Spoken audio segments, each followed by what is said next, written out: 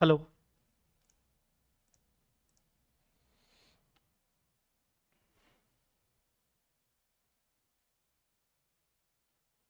Hi everyone, good morning all of you. क्या हाल चाल? I hope आप सब अच्छे होंगे। तो मैं आपको बता दूं कि अमेलगमेशन का ये पार्ट 2 चल रहा है। इससे पहले हमने पार्ट 1 किया। ऑलमोस्ट 2 आवर्स में हमने क्या क्या कंप्लीट किया मैं आपको बता देता हूँ। स्टार्टिंग के कुछ बेसिक्स पे हमने बात की, टाइप्स ऑफ अमेलगमेशन पे बात की, फिर हमने ट्रांसफर मतलब ये सारे के सारे हमने बेसिक्स पे हमने बात की। हमने मेजरली जो हमारा पार्ट हमने पार्ट 1 में कंप्लीट किया वो था पीसी। पीसी के कैलकुलेशन। तो पीसी के मैंने जितने भी सिचुएशंस हो सकती हैं मैंने सारी सिचुएशंस आपको बताई कि पीसी किन किन सिचुएशंस के बेसिस पर आप निकाल सकते हो। कुल मिला के हमने 9-10 केसेस देखे। फिर उसके बाद पीसी हमने कवर किया पार्ट 1 में। पार्ट 1 में पीसी कवर करने के बाद हमने books of transferee company देखा, in the nature of purchase का। In the nature of purchase कब माना जाता है, मर्जर की 5 कंडीशंस क्या होती हैं ये देखा।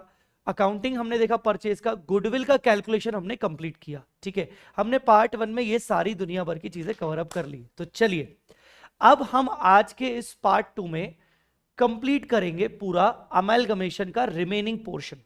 अमेलगमेशन के रिमेनिंग पोर्शन पे मुझे आपको क्या क्या करवाना है मैं आपको बता देता हूं। सबसे पहले तो मैं आपको अभी करवाऊंगा कि डिबेंचर होल्डर्स को कई बार मैक्सिमम क्वेश्चन में आपको ये पॉइंट मिलता है कि ट्रांसफरी कंपनी ट्रांसफरर कंपनी के डिबेंचर होल्डर्स को नए डिबेंचर्स दे रही है या फिर अलग तरीके से सेटल कर रही है। तो एक पॉइंट अपन इस पे बात करेंगे। दूसरी पॉइंट अपन बात करेंगे unrealise profit on unsold stock. फिर उसके बाद हम बात करेंगे amalgamation in the nature of merger, क्योंकि अभी हमने परचेज डिस्कस कर लिया तो मर्जर बचा है। और चौथी हम बात करेंगे books of transferor company. 4 transferor company की बुक्स को कैसे क्लोज करना है। पांचवा हम बात करेंगे, लास्ट में मैंने कुछ की इंपॉर्टेंट पॉइंट्स बना के रखे हैं और ये 2-4 पॉइंट्स नहीं है, almost I think 20 almost points होंगे। 18, 19, 20, 22, हाँ लगभग 22 पॉइंट्स हमें डिस्कस करनी है। और लास्ट में मैं आपके साथ डिस्कस करूंगा एक एग्जाम क्वेश्चन। ठीक है, लास्ट में एक एग्जाम क्वेश्चन जो अभी सितंबर 25 के एग्जाम में पूछा गया था वो अपन एक डिस्कस कर लेंगे। तो हमें इतना पोर्शन कवर करना है। चलिए शुरू करें। बोलो बच्चों, स्टार्ट करें क्या? ठीक है, चलो अब एक एक करके बात करेंगे। सबसे पहले we'll start payment to debenture holders. सबसे पहले हम बात करेंगे payment to debenture holders. Debenture holders transferor company के डिबेंचर होल्डर्स को मुझे कैसे सेटल करना है। मैं एक सिंपल सा आपको पहले पॉइंट बता देता हूं। ट्रांसफरर कंपनी जो बंद हो रही है उसकी बुक्स में मान लो कुछ लोन्स दिख रहे हैं, क्रेडिटर्स दिख रहे हैं। ट्रांसफरी कंपनी सारे असेट लायबिलिटी लेके आ रहा है, तो वो बोल रहा है कि यार ये लोन और लायबिलिटी भी चलो ठीक है मैंने अपने नाम पे ले ली, मैं उनको बाद में पे कर दूंगा। तो वो एज इट इज लोन और क्रेडिटर्स को अपनी बुक्स में दिखा देगा। बट अगर मान लो वो ये बोले कि यार ये लोन को मैं अपनी बुक्स में नहीं दिखाना चाह रहा हूं, मैं अभी के अभी इसको पे करना चाह रहा हूं, तो क्या करेगा? वो लायबिलिटी को लेके आके फिर उसी टाइम पे रीपे कर देगा। In the same way debenture holders के साथ भी ऐसा होता है कि डिबेंचर होल्डर्स दिख रहे हैं ट्रांसफर कंपनी के बुक्स में, हम उसको टेक ओवर करके लेके आ रहे हैं, पर हम सेम डिबेंचर्स को कंटिन्यू नहीं कर रहे हैं। हम उनके डिबेंचर होल्डर्स को बोल रहे हैं कि आप हमसे नए डिबेंचर्स ले लो। मतलब ये लोन कंटिन्यू रहेगा पर कुछ नए डिबेंचर्स के साथ, नए कपड़े पहन के। तो डिबेंचर्स के पुराने कपड़े उतार के नए कपड़े पहनाए जाते हैं, बस और कुछ नहीं। उसको हम अपनी बुक्स में दिखाते हैं। तो अब उस केस में there are different different cases. तो आइए आइए जी, purchase consideration is payable to equity share holders and preference holders only. तो डिबेंचर होल्डर्स को अगर आप कुछ सेटल कर रहे हो तो वो पीसी नहीं है। Anything payable to debenture holders और any other party is not purchase consideration.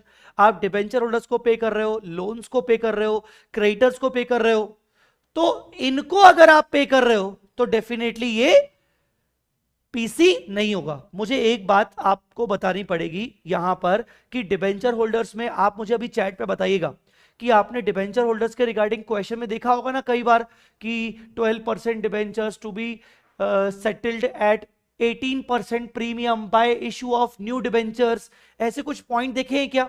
या फिर 12% debentures should be settled at an adequate amount sufficient to provide interest of 8%, ऐसे कुछ आपने देखे हैं क्या? मैं वही सारे पॉइंट्स अभी आपके साथ डिस्कस करूंगा अलग अलग एग्जाम्पल के थ्रू। तो देखिए, मुझे जल्दी कमेंट में बताना कि ऐसे वाले पॉइंट्स आपने देखे कि नहीं, और उसमें आपको प्रॉब्लम होती है कि नहीं, उसमें आपको थोड़ा थोड़ा उलझते हो कि नहीं। अब आप पहला एग्जाम्पल देखिए डिबेंचर का, जहां पर आपके सामने 11% डिबेंचर्स दिख रहे हैं 15 लाख के। ठीक है, 11% डिबेंचर्स आपके सामने दिख रहे हैं 15 लाख के। Cash 3 lakh to the equity share holders, ये तो PC. 3 equity shares against 10 equity shares of transferor company, ठीक है, ये भी पीसी।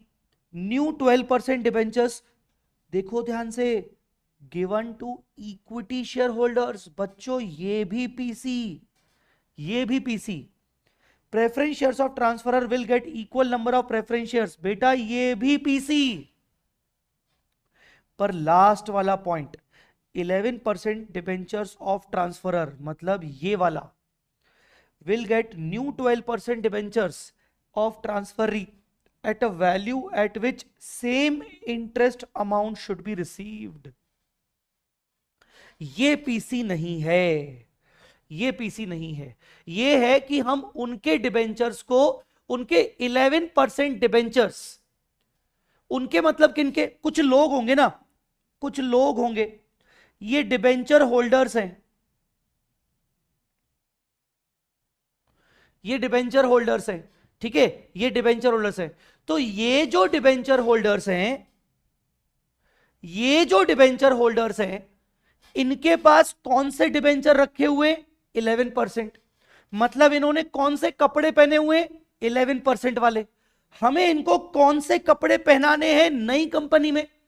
क्योंकि ये ट्रांसफरर कंपनी के डिबेंचर होल्डर्स हैं, मुझे इन्हीं लोगों को ट्रांसफरी कंपनी में डिबेंचर होल्डर बनाना है, नए कपड़े पहना के। कितने वाले? 12% वाले। और उनको कपड़े कुछ इस तरीके से पहनाने हैं कि उनको इंटरेस्ट अमाउंट सेम मिलता रहे।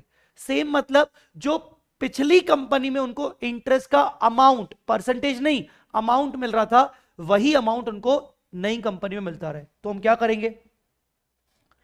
15 लाख के पुराने डिबेंचर्स पर 11% का इंटरेस्ट मिलता था, तो ये होता था 1,65,000। अब उनको हमें सेम इंटरेस्ट 1,65,000 देना है, और ये इंटरेस्ट उनको 12% के फॉर्म में मिलेगा, तो डिवाइडेड बाय 12%। तो मुझे बताओ नए डिबेंचर्स कितने के हो गए? 13,75,000। इस 13,75,000 को आप बोलोगे सेटलमेंट वैल्यू। क्या बोलोगे? Settlement value. अब इसका रेलेवेंस क्या है? इस सेटलमेंट वैल्यू का क्या रेलेवेंस है? इस सेटलमेंट वैल्यू का रेलेवेंस ये है कि जब आप अमेलगमेशन की एंट्री करते हो, जब आप अमेलगमेशन की एंट्री करते हो इन द नेचर ऑफ परचेज में, ये देखिए, इन द नेचर ऑफ परचेज में जब आप अमेलगमेशन की एंट्री करते हो, तो जब आप यहां पर टू लाइबिलिटी कर रहे हो, तो टू जब आप डिबेंचर्स करोगे, तो पहली बात, to debenture holders of transferor, जो भी ट्रांसफरर कंपनी का नाम होगा, X limited, Y limited, what, तो to debenture holders of transferor, ऐसा लिखना। ये मत लिखना कि टू 11% डिबेंचर्स, ये मत लिखना। तो आप लिखना to debenture holders of transferor. और किस वैल्यू पे लिखोगे? सेटलमेंट वैल्यू, पेबल वैल्यू पे लिखोगे, मतलब 1375 पे, मतलब इस वैल्यू पे जो अभी हमने कवर अप की, ये वाली। तो इस वैल्यू पे ही तुम 1375 पे इसको रिकॉर्ड करोगे। फिर जब तुम नेक्स्ट यहां पर एंट्री करोगे उस पर्टिकुलर लाइबिलिटी को सेटल करने के लिए, तो लाइबिलिटी डेबिट मतलब डिबेंचर होल्डर्स जो तुमने ऊपर क्रेडिट किया था, वही डेबिट 1375, टू 12% डिबेंचर्स 1375, ऐसा करोगे। कुछ आया समझ में? एंट्री क्लियर है? बोलो, एंट्री क्लियर है कि नहीं? समझ में आ गया?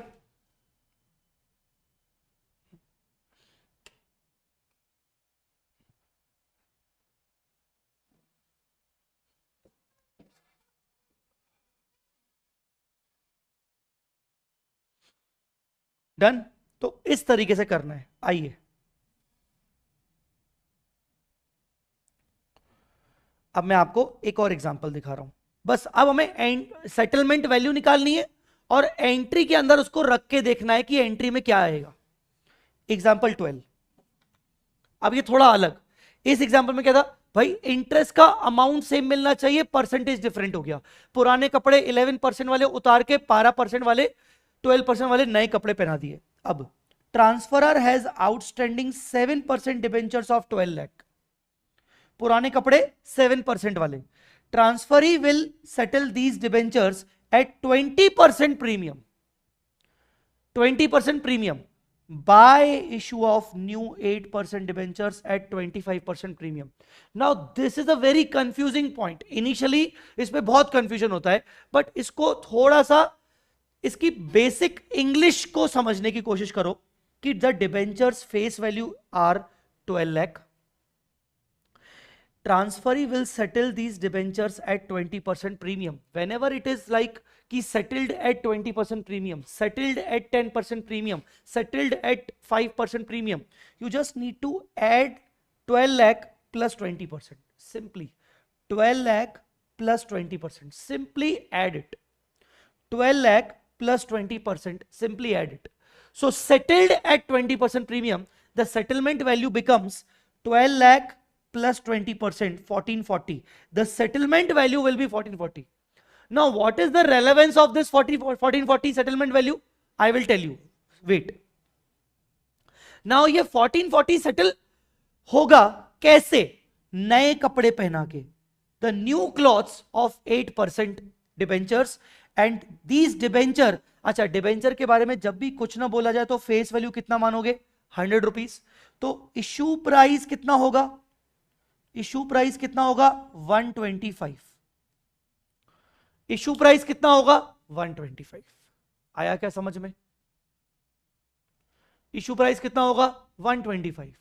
तो यही 1440 डिवाइडेड बाय 125 करोगे तो आपको नए 8% के न्यू डिवेंचर्स मिल जाएंगे। 1440 divide by 125, because the point is कि the debentures will be settled at 20% premium by issue of new debenture.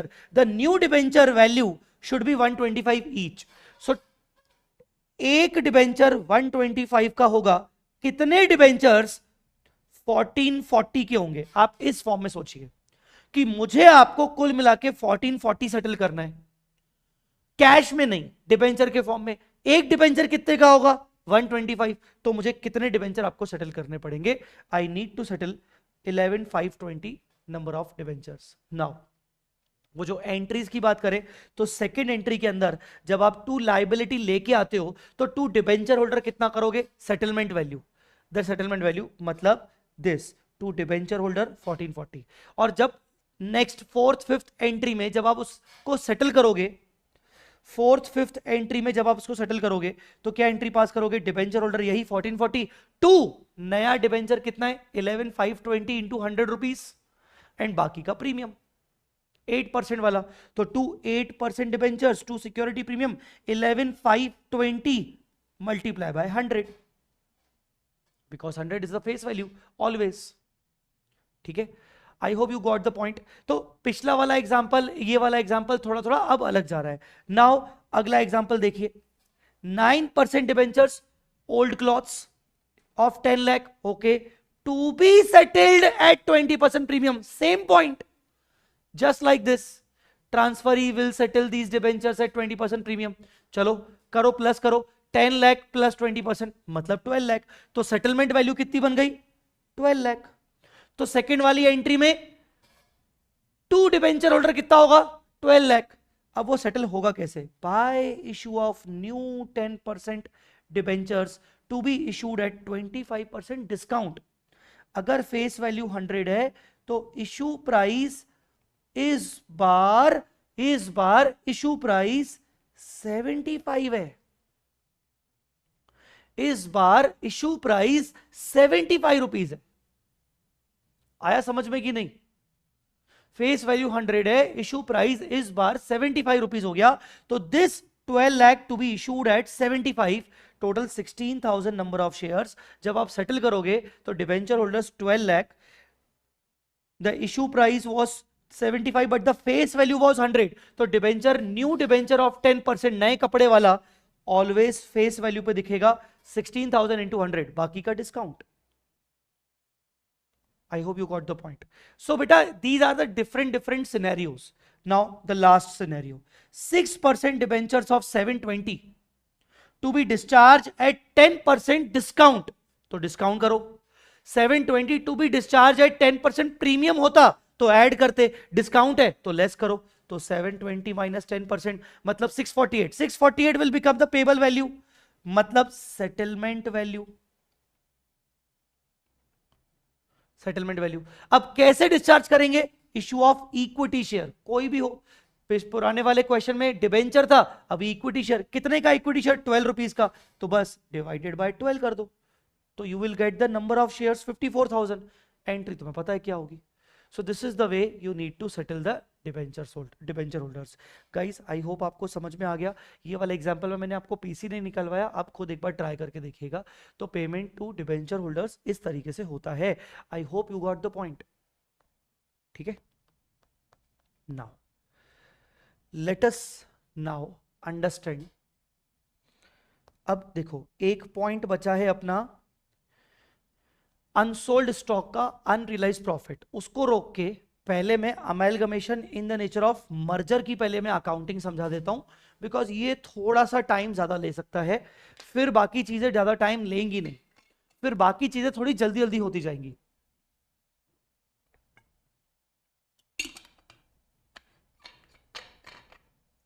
Everyone समझ में आ रहा है सबको? सबको समझ में आ रहा है? चलो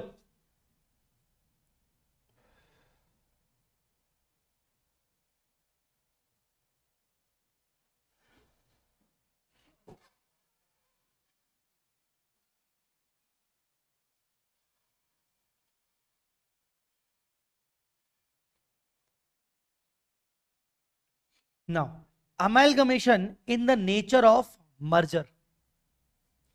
परचेज में हमने डिस्कशन कर लिया, डिफरेंस आएगा goodwill gain from bargain purchase में। The next important thing is, जब आप amalgamation in the nature of purchase की एंट्री करते हो तो you try to record the assets liabilities at market value, agreed value. अगर अग्रीड वैल्यू नहीं दिया हुआ तो book value. But in the nature of merger में क्या क्या चीजें बात याद रखनी है?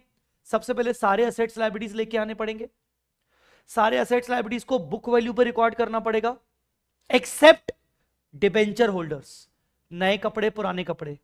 डिबेंचर होल्डर्स को आप हमेशा सेटलमेंट वैल्यू पर रिकॉर्ड करोगे।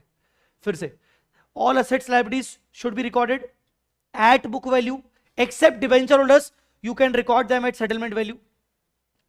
Also, all the reserves also to be recorded. All the reserves of transferor company to be recorded. Now reserves को किस सीक्वेंस में रिकॉर्ड करना है उसी पे मुझे यहां पर चर्चा करनी है। पहले नॉर्मल एंट्रीज देख लेते हैं। फर्स्ट ऑफ ऑल पहला एंट्री बिल्कुल same, business purchase account debit to liquidator of transfer company PC.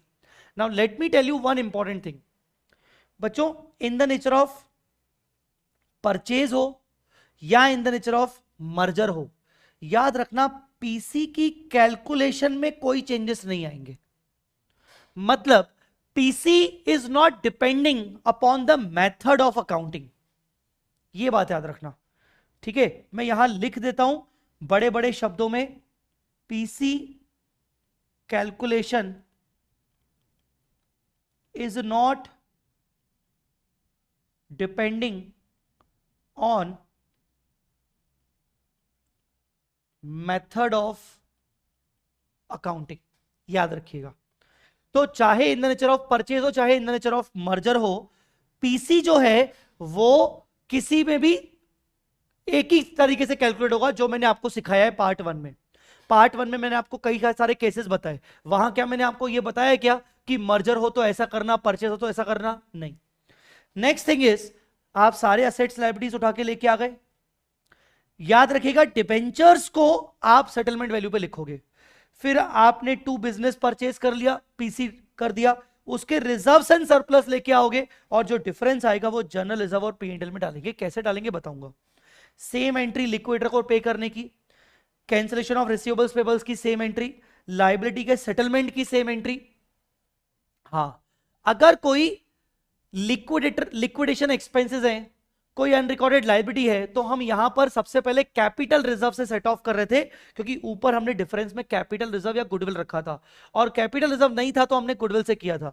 यहां हमारे डिफरेंस में ऊपर कैपिटल रिजर्व तो आ नहीं रहा है, तो यहां हम किसी भी जब लायबिलिटी को अनरिकॉर्डेड लायबिलिटी को सेटल करेंगे या फिर एक्सपेंसेस पे करेंगे, लिक्विडेशन एक्सपेंसेस पे करेंगे, लिक्विडेशन एक्सपेंसेस पे करेंगे, तो एंट्री करेंगे जनरल रिजर्व या पी&एल टू कैश।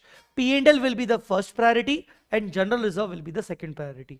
आप एंट्री करोगे पी&एल अकाउंट डेबिट या general reserve debit to cash. बोलो बेटा, क्लियर हुआ? Done.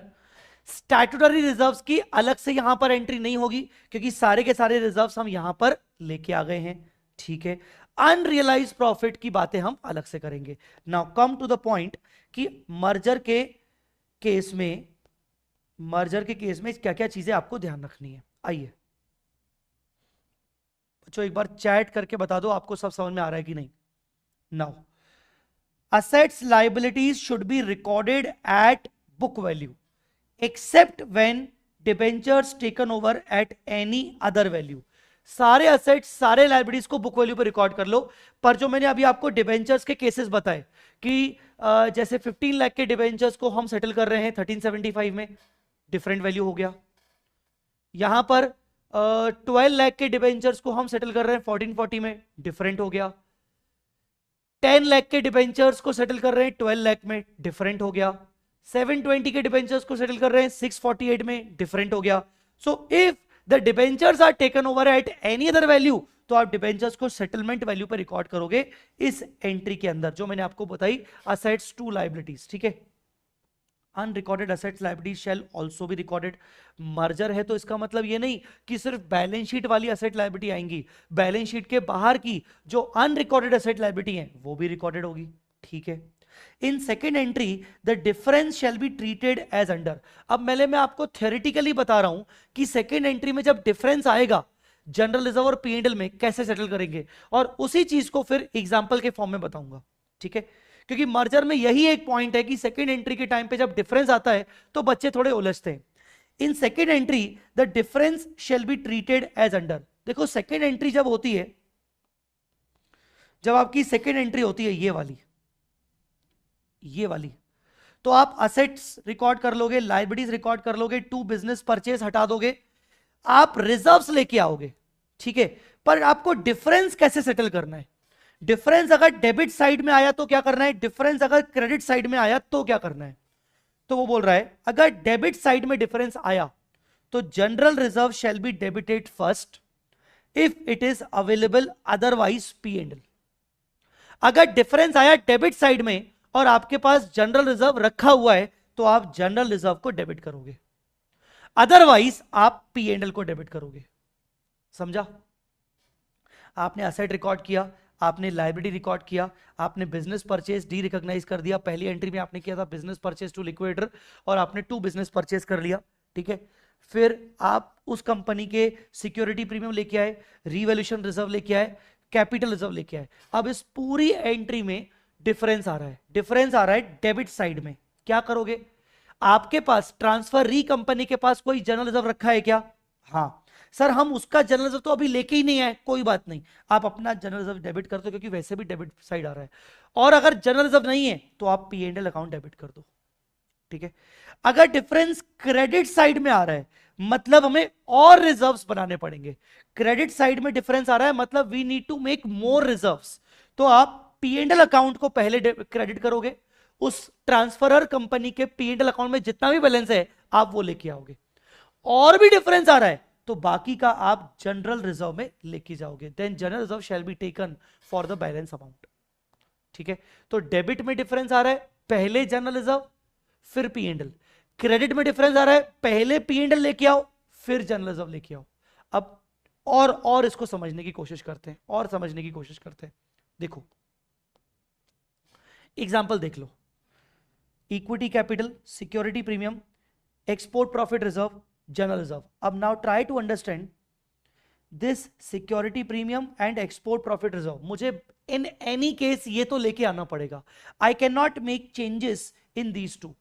Either I should say कि accept general reserve and P&L अगर कुछ और दिख रहा है जैसे security premium, EPR, revaluation reserve, CRR, capital reserve, what कोई भी रिजर्व दिख रहा है, I cannot make any changes. I need to copy paste. I need to copy paste same to same. ठीक है, PC in the form of shares 17 lakh. Okay.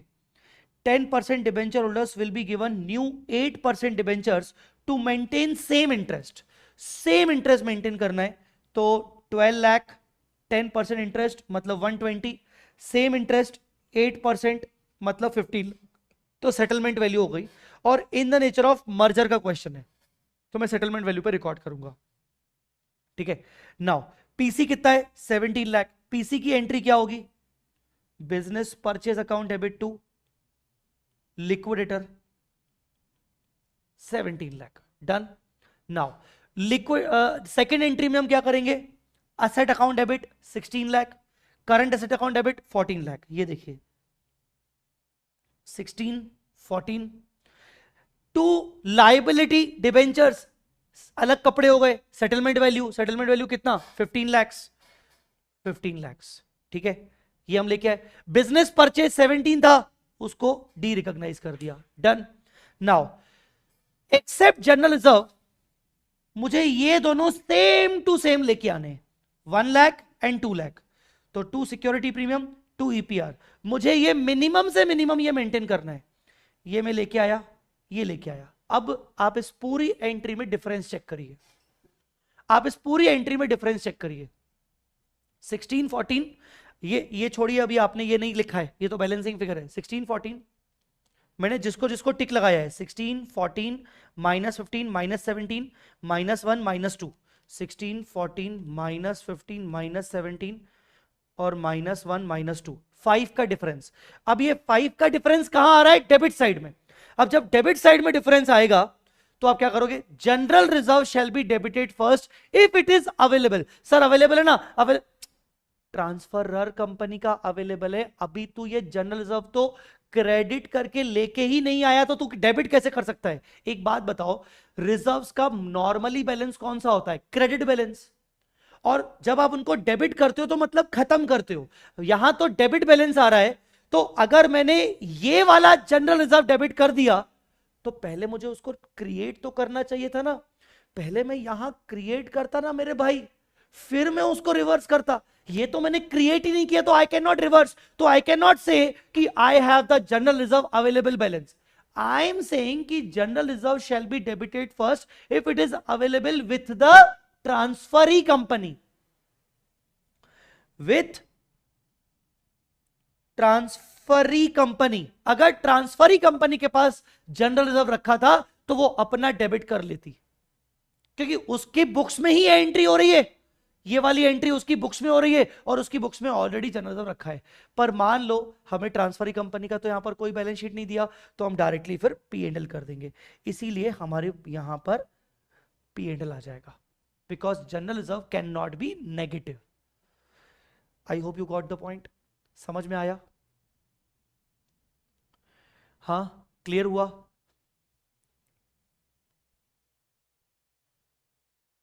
Number 1। Now अब आप यूं समझो कि मैं अगर पीसी में चेंजेस कर दूं, अब मैं पीसी में चेंज कर रहा हूं, ध्यान से देखिएगा। पीसी 17 लाख का है ना, मान लो पीसी 13 लाख का है। अब क्या करोगे, तो यहां पर पीसी 13 लाख का है।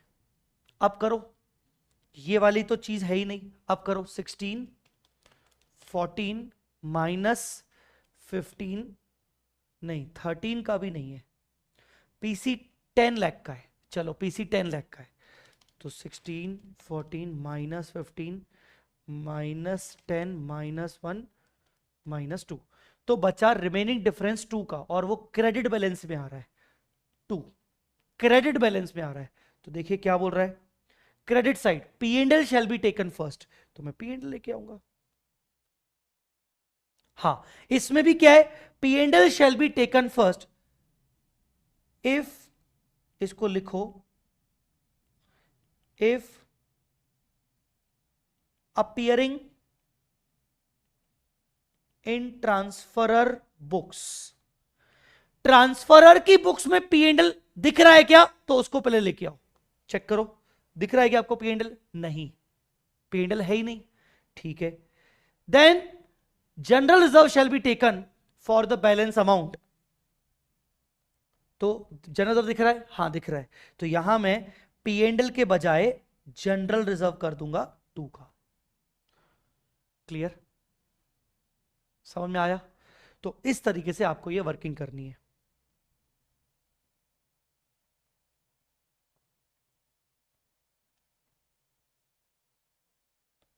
गाइज आई होप आपको समझ में आ गया होगा। तो amalgamation in the nature of merger में आपको ये करना है। मर्जर के अंदर होता पता है क्या है, मर्जर के अंदर आपको पूरी की पूरी बैलेंस शीट कॉपी पेस्ट करके लेके आनी होती है। पूरी की पूरी बैलेंस शीट आप कॉपी पेस्ट करके लेके आते हो। तो उस कॉपी पेस्टिंग के चक्कर में क्या होता है, यू नीड टू अंडरस्टैंड, आप इसको भी जब पढ़ोगे, how to identify the difference in second entry, आपको डिफरेंस ना क्लियरली समझ में आ जाएगा, बिकॉज आप बैलेंस शीट को पूरा कॉपी पेस्ट करके लेके आ रहे हो। इमेजिन करो कि आप सोचो आप कि एक बैलेंस शीट है जहां पीपी दिख रहा है 15 का, करंट असेट दिख रहा है 30 का, लाइबिलिटीज दिख रहा है 10, नॉन करंट लाइबिलिटी दिख रहा है 14, शेयर कैपिटल आपका दिख रहा है 10, और रिजर्व एंड सरप्लस बाकी बैलेंसिंग फिगर। ठीक है, जब आप as it is asset asset liability liability लेके आओगे, तो लॉजिकली आप पूरी कॉपी पेस्ट कर रहे हो, और देखा जाए तो डिफरेंस यही आना चाहिए। और अगर इतने के बराबर का ही पीसी दिया है, तो फिर सेकेंड एंट्री में कोई डिफरेंस ही नहीं आएगा। जब आप असेट लाइबिलिटी सेम वैल्यू पे लेके आ रहे हो, तो असेट लाइबिलिटी का डिफरेंस इसकी बुक्स में ये आ रहा है, और अगर उतने डिफरेंस के बराबर ही पीसी है, तो अलग से कोई सेकेंड एंट्री में अलग से डिफरेंस नहीं आएगा। आप इसको करके देखना जो मैं आपको समझा रहा हूं, ठीक है। मतलब आप इसको, ये वाला पोर्शन आप ये वाला पढ़ के देखना, मैंने क्या बोलने की कोशिश की, आपको समझ में आएगा कि बेसिकली किस तरीके से आप उसको करते हो। ठीक है, सो गाइस ये था amalgamation in the nature of merger. अब amalgamation in the nature of merger हो गया, क्या क्या चीजें हो गई सर, डिबेंचर होल्डर्स को कैसे सेटल करते हैं वो हो गया, amalgamation in the nature of merger हो गया। अब अपन बात करेंगे unrealise profit on unsold stock, unrealise profit on unsold stock, तीसरी वाली चीज ये वाली। जस्ट अ मिनट,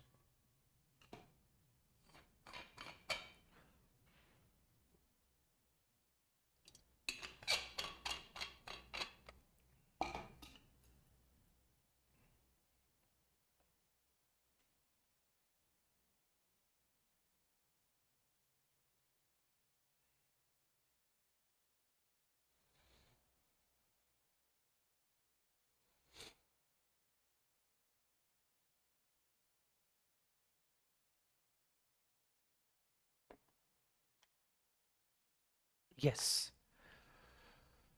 चलिए शुरू करें। अब ध्यान से देखो, elimination of unrealise profits on unsold stock under the intercompany transaction. पहले आप इंटरकंपनी ट्रांजैक्शन को समझ लीजिए, फिर बात करते हैं ट्रांसफर री कंपनी, ट्रांसफर रर कंपनी। ठीक है, या तो इसने सेल किया है या तो इसने सेल किया है। एक दूसरे को इन्होंने अपने गुड सेल किए हैं और बैलेंस शीट डेट पर there is some unsold stock. Balance sheet date पर there is some unsold stock. उस अनसोल्ड स्टॉक पे प्रॉफिट इंक्लूडेड है इनका। ट्रांसफरी ने ट्रांसफरर को सेल किया तो ट्रांसफरर की बैलेंस शीट में अनसोल्ड स्टॉक में ट्रांसफरी का प्रॉफिट दिखा हुआ है। ट्रांसफरर ने ट्रांसफरी को सेल किया तो ट्रांसफरी की बैलेंस शीट में अनसोल्ड स्टॉक में ट्रांसफरर का प्रॉफिट इंक्लूडेड है। हमें उस प्रॉफिट को एलिमिनेट करना है, बस सिंपल प्रॉफिट को एलिमिनेट करना है, हमें उस प्रॉफिट को एलिमिनेट करना है। ठीक है, so our purpose is elimination of unrealise profit. ठीक है, एग्जांपल पहले देख लो क्या है। Transferee sold goods to transferor, transferee ने ट्रांसफरर को बेचा। ठीक है, कॉस्ट और सेलिंग प्राइस, कितने की कॉस्ट वाले, कितने की सेलिंग प्राइस वाले। ठीक है, तो कितना प्रॉफिट कमाया, 280 की गुड्स 350 में बेचे, 70,000 का प्रॉफिट कमाया। Unsold goods with transferor, with transferor पूरे गुड्स सेल किए, ट्रांसफरर को सेल किए, ट्रांसफरर ने उस गुड्स में से कुछ गुड्स फर्दर सेल कर दिए होंगे, फर्दर सेल, पर कुछ गुड्स उसके पास आज भी बच गए। तो अगर उसने इतना सारा प्रॉफिट पूरे ट्रांजैक्शन पे कमाया तो थोड़ा सा प्रॉफिट अनसोल्ड गुड्स पे भी तो होगा, अनसोल्ड गुड्स पे भी तो थोड़ा सा प्रॉफिट होगा। ठीक है, transferee took over the business of transferor and inventory is taken over at 20% lesser value. Very very important point. Now इसमें सबसे पहले आपको यह समझना पड़ेगा कि भाई प्रॉफिट किसने कमाया। अब आप स्टेप्स देखिए। सबसे पहले find out unsold goods value with transferor और transferee came from each other.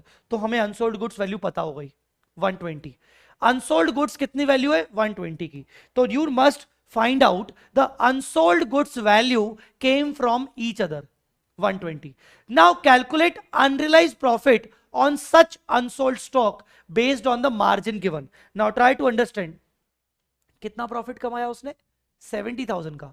अगर 70,000 का प्रॉफिट कमाया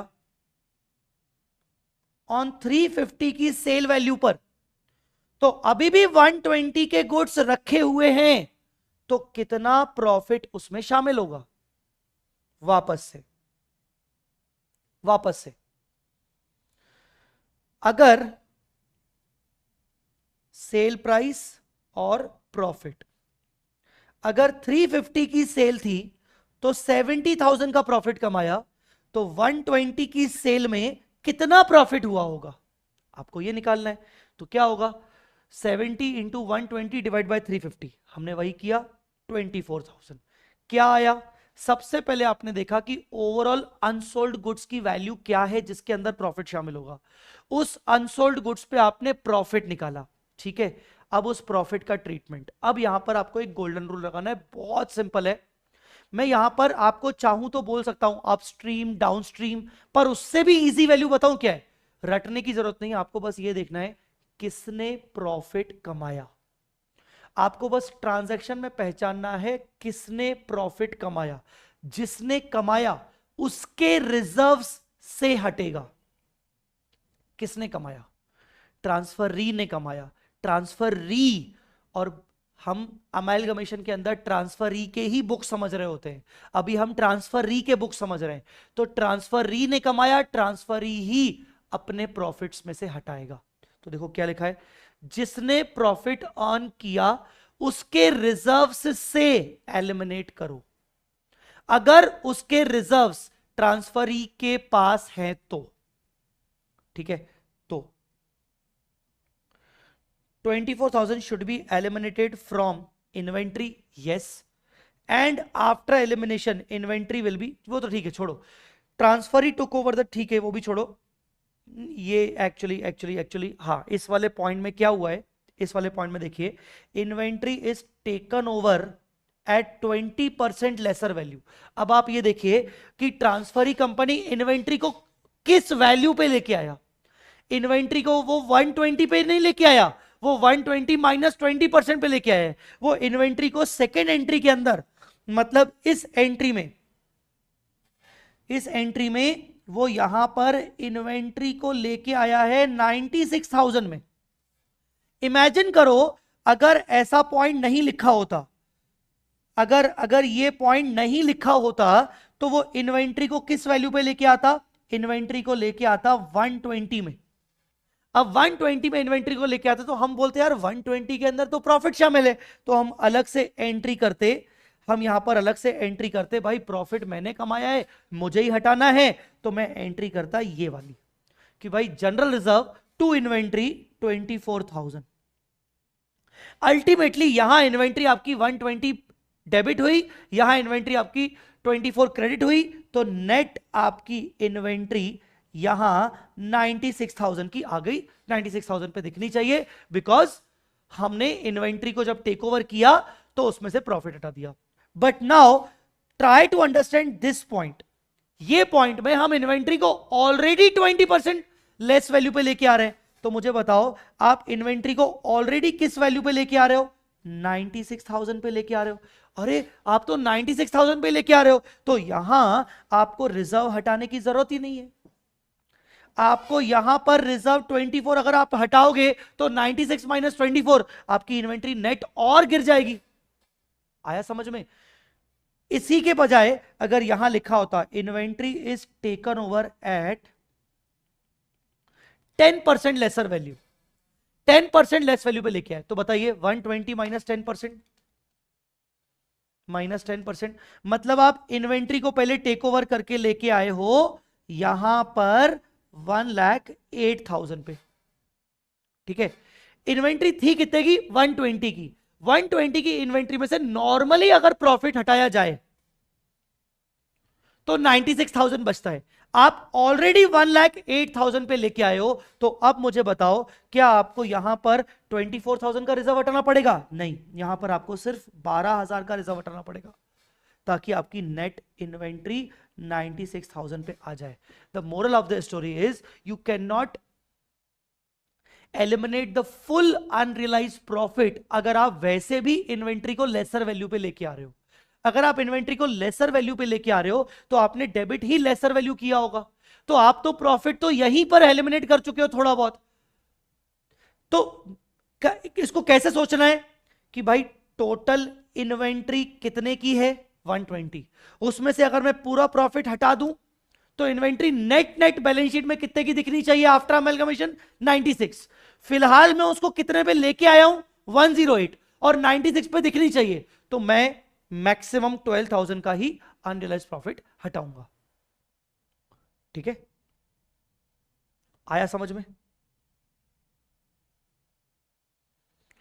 ठीक है, सेकंड केस देखिए, ये वही 10% लेसर वैल्यू, ये वही है। ठीक है, inventory took over at 20% higher value. Inventory आप 20% हायर वैल्यू पे लेके आए।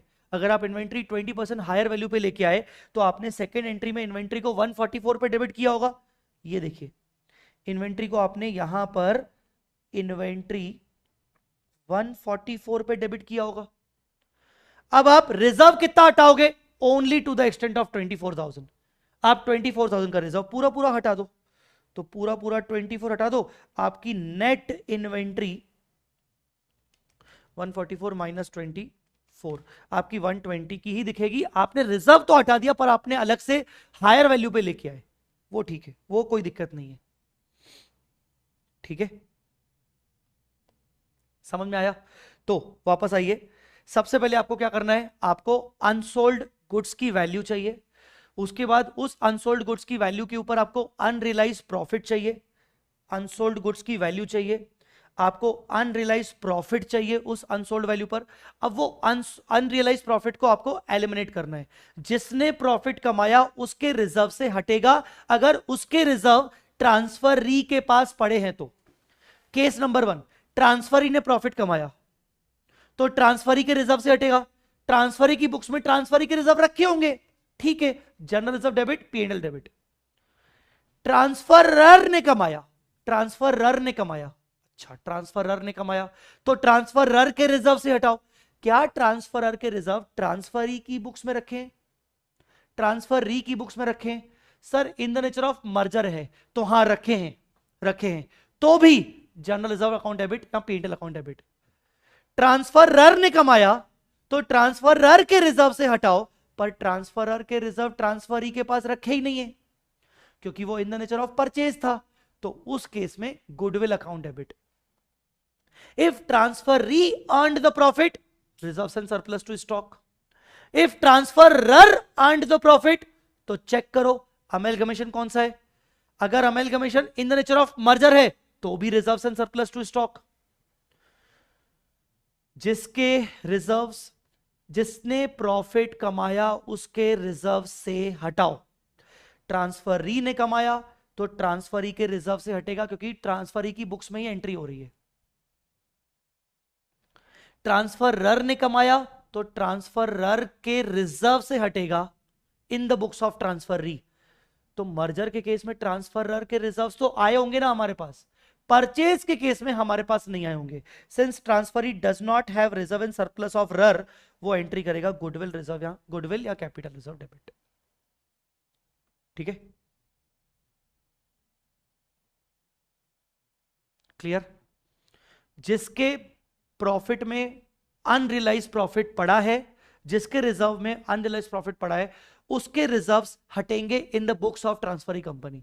पर अगर उसके रिजर्व्स ही नहीं है मेरे पास, मतलब ट्रांसफरर के रिजर्व्स ही नहीं है मेरे पास in the nature of purchase के केस में, तो मैं गुडविल टू स्टॉक करूंगा। इसका एक और लास्ट शॉर्टकट, रिवीजन का रिवीजन, एक और लास्ट शॉर्टकट, ना अपस्ट्रीम डाउनस्ट्रीम, ना जिसके रिजर्व वाला फंडा, सीधा always do this entry, reserve and surplus to stock, always, except one situation. Profit अगर ट्रांसफरर ने कमाया है और in the nature of purchase का क्वेश्चन है, तो आप reserve and surplus to stock नहीं कर सकते, फिर आप capital reserve goodwill to stock कर सकते हो। बस दैट्स इट। समझ में आ गई होगी बात आपको। ऑल केसेस में आपको reserve and surplus to stock, reserve and surplus to stock. अगर ट्रांसफरर ने कमाया है और purchase in the nature of purchase है तो गुडविल टू स्टॉक कर लोगे बस। सो गाइस, ये भी हो गया आपका अनरियलाइज्ड प्रॉफिट का एलिमिनेशन। अब अपन बात करेंगे, तीन चीजें हो गई है देखो, डिबेंचर होल्डर्स का settlement, accounting in the nature of merger और अनरियलाइज्ड प्रॉफिट का सेटलमेंट। अब अपन बात करेंगे ट्रांसफरर कंपनी की बुक्स कैसे क्लोज होती है, बहुत इजी है। और उसके बाद कुछ की इंपॉर्टेंट पॉइंट्स, हमारे 2 पॉइंट्स बचे हैं और एक क्वेश्चन मैं आपके साथ फुल फ्लैश डिस्कस करूंगा। समझ में आ रही क्या मेरी बात आपको?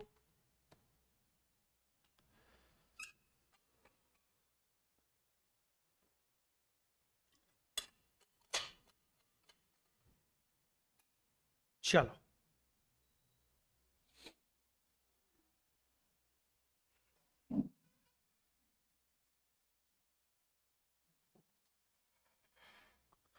अब बात कर रहे हैं books of transferor company. Transferor company मतलब जिसका डिसोल्यूशन हो रहा है।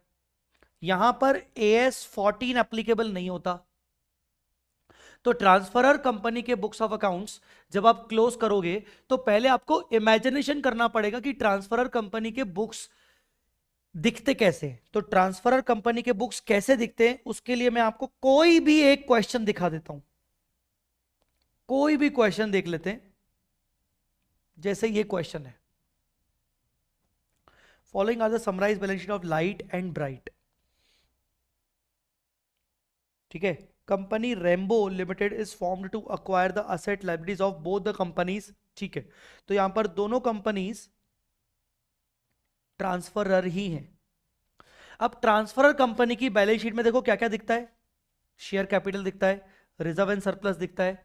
ठीक है, शेयर कैपिटल में भी अगर आप देखोगे तो इक्विटी शेयर कैपिटल दिख रहा है, प्रेफरेंस भी दिख सकता है, इतने सारे रिजर्व्स दिख रहे हैं, लाइबिलिटीज दिख रही हैं, असेट्स दिख रही हैं। ठीक है, तो ये उसकी बुक्स है जो मुझे क्लोज करनी है। इमेजिन कर लिया आपने। आइए अब आप बिल्कुल प्रॉपर स्टेप्स वाइज देखो। सबसे पहले पहली स्टेप है बैलेंस शीट को खाली करो। ये जो बैलेंस शीट के अंदर जितने भी आइटम्स हैं इनको चुन चुन के खत्म करो। इनको चुन चुन के खत्म करो। कैसे? Close all assets all liabilities to the realisation account at book value. आप क्या करोगे, एक रियलाइजेशन अकाउंट बनाओगे, उसमें आप सारे असेट्स क्लोज कर दोगे, सारे लाइबिलिटीज क्लोज कर दोगे बुक वैल्यू पर। ऑब्वियसली बुक वैल्यू पर क्यों? क्योंकि बैलेंस शीट में जो भी वैल्यूज दिख रही हैं वो बुक वैल्यू है। अगर आपको बैलेंस शीट क्लोज करनी है तो आपको बुक वैल्यू में ही क्लोज करना पड़ेगा। ठीक है सर, सारे असेट्स, हाँ रुक जाओ, cash bank shall be closed only if taken over, otherwise make a separate account. Question में चेक करो कि क्या हम कैश एंड बैंक लेके जा रहे हैं, क्या transfer he company cash and bank भी टेक ओवर कर रही है, ऑल असेट्स टेक ओवर कर रही है? हाँ, तो कैश एंड बैंक बुक को भी रियलाइजेशन अकाउंट में ट्रांसफर कर दो, अदरवाइज आप कैश एंड बैंक का सेपरेट अकाउंट बनाओ। जैसे देखिए यहां पर क्या बोल रहा है, company Rainbow limited is formed to acquire the asset liabilities of both the companies. Assets were acquired at book value except land and building of Light Limited which is revalued at 2062। मतलब लेके जा रहे हैं। Other assets of Bright are obsolete and are scrapped and sold for 50। मतलब नहीं लेके जा रहे, पर अदर असेट्स की बात कर रहा है ना, ठीक है। उसके अलावा bright limited itself before acquisition of asset liabilities, ठीक है, वो सोल्ड खुद ही कर रहा है। Light and bright will issue, ठीक है। यहां पर और क्या है, और कुछ नहीं बोला है, मतलब ये अदर असेट्स की बात कर रहा था। मतलब cash and bank take over करके लेके जा रहा है, टेक ओवर करके लेके जा रहा है। जो कैश एंड बैंक है वो टेक ओवर करके लेके जा रहा है, तो कैश को भी हम ट्रांसफर करेंगे रियलाइजेशन अकाउंट में। तो कुल मिला के आपको क्या करना है, आपको रियलाइजेशन अकाउंट बनाना है, और रियलाइजेशन अकाउंट में आपको सारे असेट सारे लाइबिलिटीज आपको क्लोज करने हैं। कैश बैंक को आप तभी क्लोज करोगे जब कैश बैंक टेक ओवर हो रहा है, अदरवाइज आप उसका सेपरेट अकाउंट बनाओगे। ठीक है, ओके सर। कैपिटल और रिजर्व्स एंड सरप्लस का क्या होगा? क्योंकि हमें बैलेंस शीट खाली करनी है, तो असेट चले गए, लायबिलिटी चले गए, कैश बैंक का सेपरेट अकाउंट बन गया। सर कैपिटल और रिजर्व एंड सरप्लस का क्या होगा? उसको शेयर होल्डर्स अकाउंट में क्लोज कर देंगे। एक बनेगा प्रेफरेंस शेयर होल्डर अकाउंट जिसमें प्रेफरेंस शेयर कैपिटल क्लोज होगा, एक बनेगा इक्विटी शेयर होल्डर अकाउंट जिसमें इक्विटी शेयर कैपिटल और रिजर्व एंड सरप्लस क्लोज होगा। देखिए मैं आपको क्वेश्चन करवाता हूं।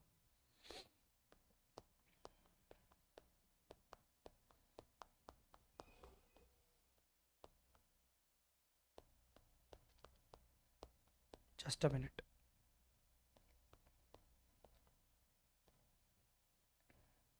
ये देखो,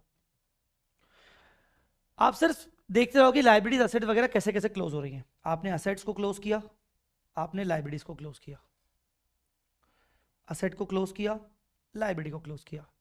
आपने इक्विटी शेयर कैपिटल को इक्विटी शेयर होल्डर में क्लोज किया, आपने general reserve, security premium, revaluation reserve को इक्विटी शेयर होल्डर में क्लोज कर दिया।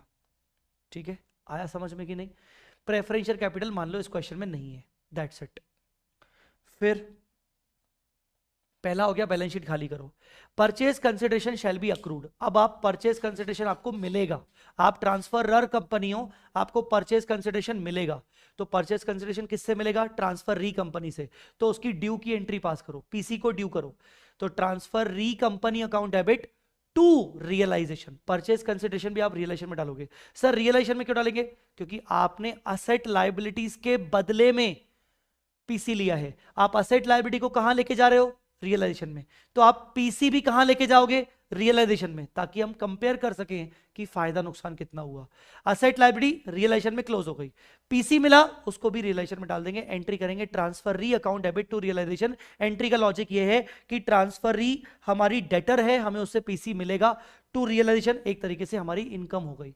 ठीक है, तो आप यहां देखिए, आपने ये देखो बाय एक्स वाई लिमिटेड मतलब बाय ट्रांसफरी कंपनी, या आपने पीसी रियलाइज कर दिया, डन। बैलेंस शीट खाली करो, पीसी को ड्यू करो। अब पीसी को रिसीव करो। आपने ट्रांसफरी डेबिट किया था, अब आप पीसी रिसीव करो। Cash debit, shares debit, debentures debit to transferee company. PC को रिसीव करो, पीसी को रिसीव करो। पीसी को रिसीव करने के लिए आप ट्रांसफर री अकाउंट बना रहे हो। पीसी को आपने यहां पर ड्यू किया था, अब आपने पीसी यहां पर रिसीव कर दिया। वापस से बैलेंस शीट क्लोज करो, बैलेंस शीट खाली करो। असेट लायबिलिटी को रियलाइजेशन में लेके जाओ, शेयर कैपिटल और रिजर्व्स एंड सरप्लस को शेयर होल्डर्स अकाउंट में लेके जाओ, कैश बैंक को भी रियलाइजेशन में लेके जाओ अगर कैश बैंक टेक ओवर हो रहा है, अदरवाइज सेपरेट अकाउंट बनाओ। परचेज कंसिडरेशन को ड्यू करो, transfer account debit to realisation. Purchase consideration को रिसीव करो, cash shares to transfer company. अब क्या करोगे? अब आप प्रेफरेंस शेयर होल्डर अकाउंट को क्लोज करो। अगर आपने कोई प्रेफरेंस शेयर होल्डर अकाउंट बना के रखा है, मतलब आप रियलाइजेशन अकाउंट अभी क्लोज नहीं करोगे, आप पहले preference share holder account close करोगे। जैसे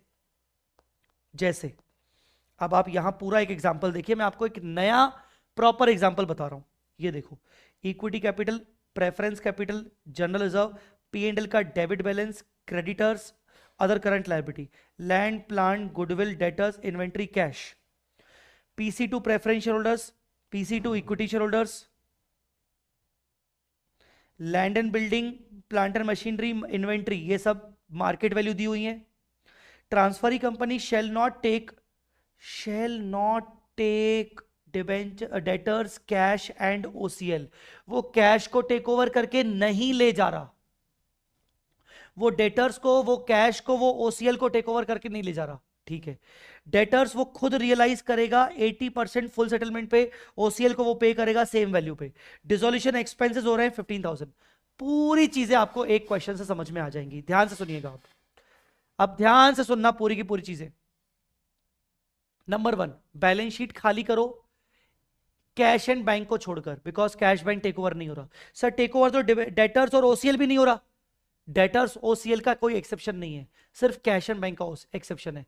तो कैश को छोड़कर बाकी सारी असेट्स लायबिलिटीज को लेके जाओ रियलाइजेशन में। ये देखिए 9756 और 1050,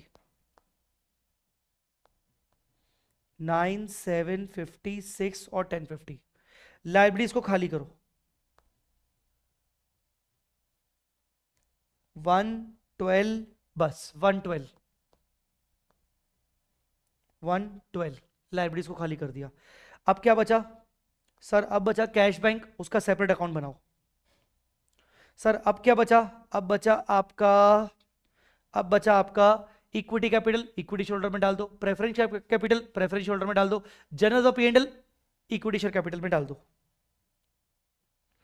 प्रेफरेंशियल कैपिटल प्रेफरेंस शोल्डर में डाल दिया, equity share capital equity shoulder में डाल दिया, जनरल रिजर्व भी डाल दिया।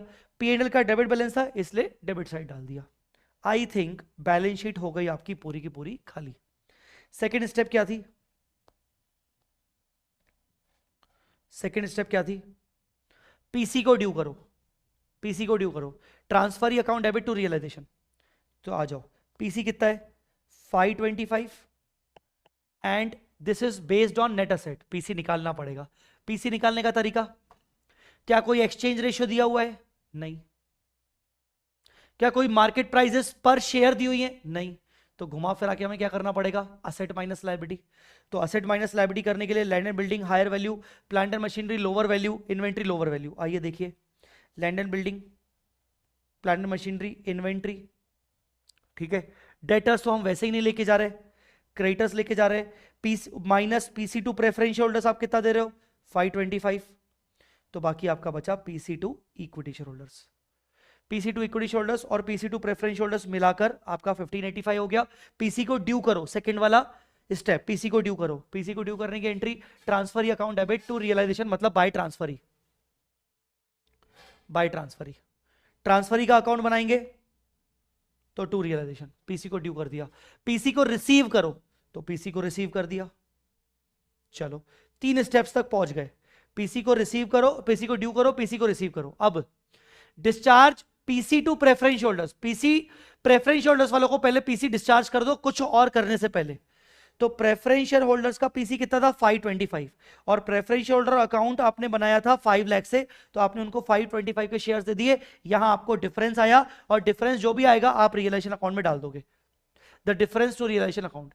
पीसी को प्रेफरेंस होल्डर्स को पीसी पे करो और जो डिफरेंस आएगा वो रियलाइजेशन में डाल दो। आपका यहां डिफरेंस आया 25,000 का लॉस, वो रियलाइजेशन में डाल दो, तो आपने यहां रियलाइजेशन में डाल दिया। चलो अब those assets and liabilities which are not taken over by transferee, ऐसी असेट लाइबिलिटीज जो ट्रांसफरी ने टेक ओवर नहीं किए उसको खुद से कैश में सेटल करो along with the expenses. Check करो है क्या है। Debtors are realise by transferor at full 80% value. चलो डेटर्स की 6 लाख का 80%, ये हो गया 480। 480 डेटर रियलाइज करो, cash account debit to realisation. Cash account debit to realisation मतलब रियलाइजेशन के क्रेडिट साइड और कैश के डेबिट साइड। ओसीएल को सेम पे वैल्यू पे कर रहा है। ओसीएल की वैल्यू कितनी है? ओसीएल की वैल्यू है 1 लाख, पे करो। Realisation account debit to cash. Sir realisation क्यों कर रहे हो? ओसीएल डेबिट टू कैश करोगे ना बेटा। ओसीएल को, डेटर्स को तुम ऑलरेडी रियलाइजेशन में ट्रांसफर कर चुके हो, तो अब जो भी पेमेंट और रिसीप्ट होगी वो रियलाइजेशन के थ्रू होगी। तो तुमने ओसीएल को पे किया तो टू कैश और कैश अकाउंट में बाय रियलाइजेशन। इसके अलावा एक्सपेंसेस पे किया तुमने 15,000, सेम रियलाइजेशन टू कैश और बाय रियलाइजेशन कैश में। क्या किया आपने? आपने उन असेट्स लायबिलिटीज को खत्म कर दिया थ्रू रियलाइजेशन जिनको आपने टेक ओवर नहीं किया था along with the expenses. Step 5, balance sheet खाली करो, पीसी को ड्यू करो, पीसी को रिसीव करो, प्रेफरेंशियल होल्डर्स को पे करो, जो डिफरेंस आएगा रियलाइजेशन में डालो, उन असेट्स लायबिलिटीज को सेटल करो जो टेक ओवर नहीं हुई है along with the expenses settle कर दो थ्रू रियलाइजेशन।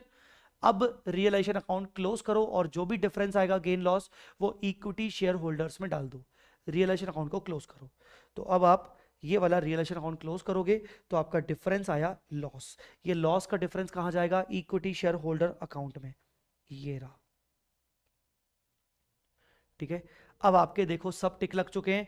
लास्ट पॉइंट आपका, जब आप रियलाइजेशन को क्लोज कर दोगे तो लास्ट में पता है क्या होगा? आपका जो भी इक्विटी शेयर होल्डर्स का पीसी बचा था वो आपके इक्विटी शेयर होल्डर अकाउंट और कैश बैक अकाउंट के बराबर आ जाएगा। देखो आपका पीसी एंड में कितना बचा था? इक्विटी होल्डर्स का पीसी कितना था? इक्विटी होल्डर्स का पीसी 1060 था, 1060 था। तो देखते हैं कि क्या है। इक्विटी शेयर होल्डर का अकाउंट देखो कितना है,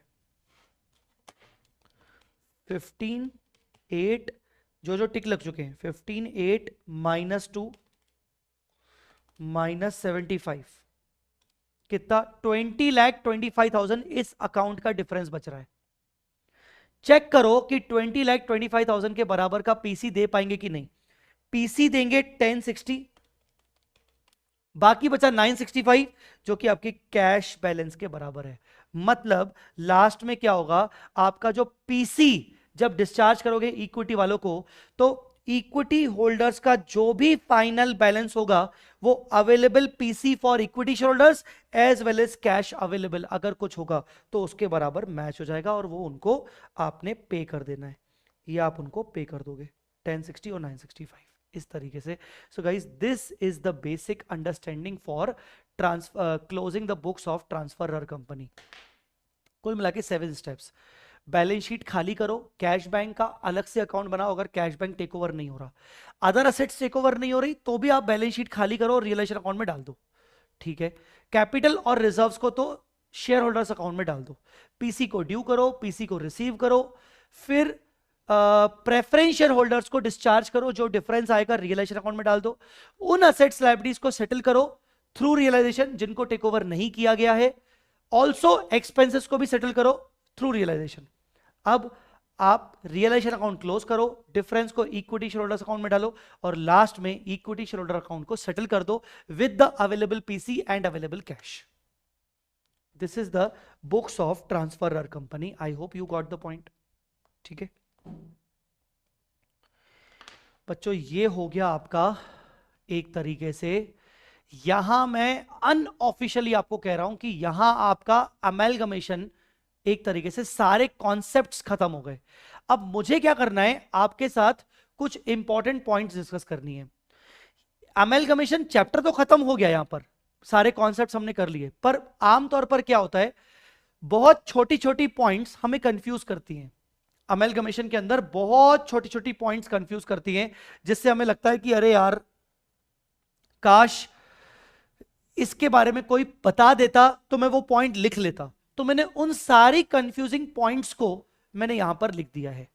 अब मैं आपका 2 मिनट वेट कर रहा हूं, अगर आपको कोई डाउट हो, नहीं भी है तो मुझे चैट पे बताइए कि सर डाउट नहीं है, आगे बढ़ो। मैं आपका 2 मिनट वेट कर रहा हूं, then I will move forward, क्योंकि मेरे पास अब ज्यादा पॉइंट्स डिस्कस करने को है नहीं, सिर्फ इंपॉर्टेंट की पॉइंट्स डिस्कस करना है। और उसके बाद मैं आपके साथ एक सितंबर 25 एग्जाम का क्वेश्चन डिस्कस करूंगा। मतलब हमारा अमेलगमेशन यूं मान लो कि अब आखिरी सांसें गिन रहा है। अमेलगमेशन के की पॉइंट्स डिस्कस करना थोड़ा जरूरी है, बिकॉज कई सारी ऐसी छोटी छोटी पॉइंट्स होती हैं जो आपको कंफ्यूज करती हैं। ठीक है, तो चलो मुझे बताओ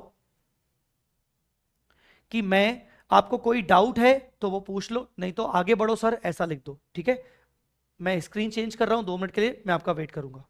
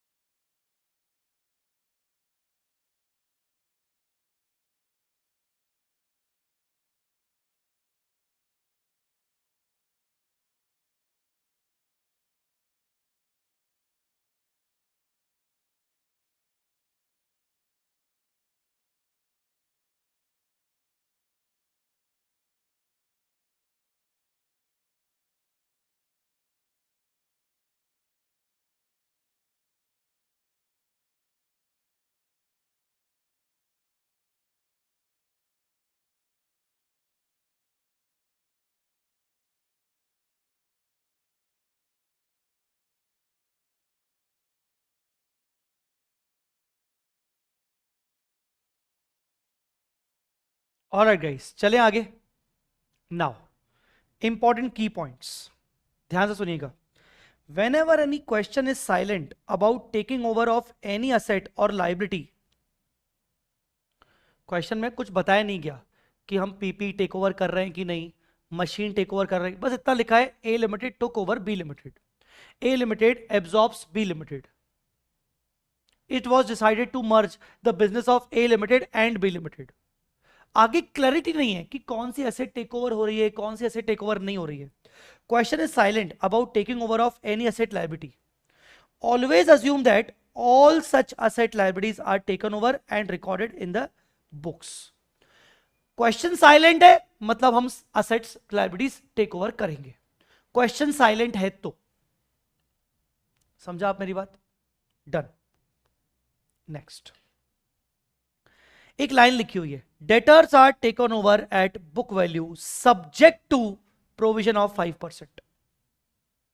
और कभी कभार कुछ और लिखा होता है, debtors are taken at 5% lesser than book value. अब देखा जाए तो दोनों पॉइंट्स का मतलब एक ही है।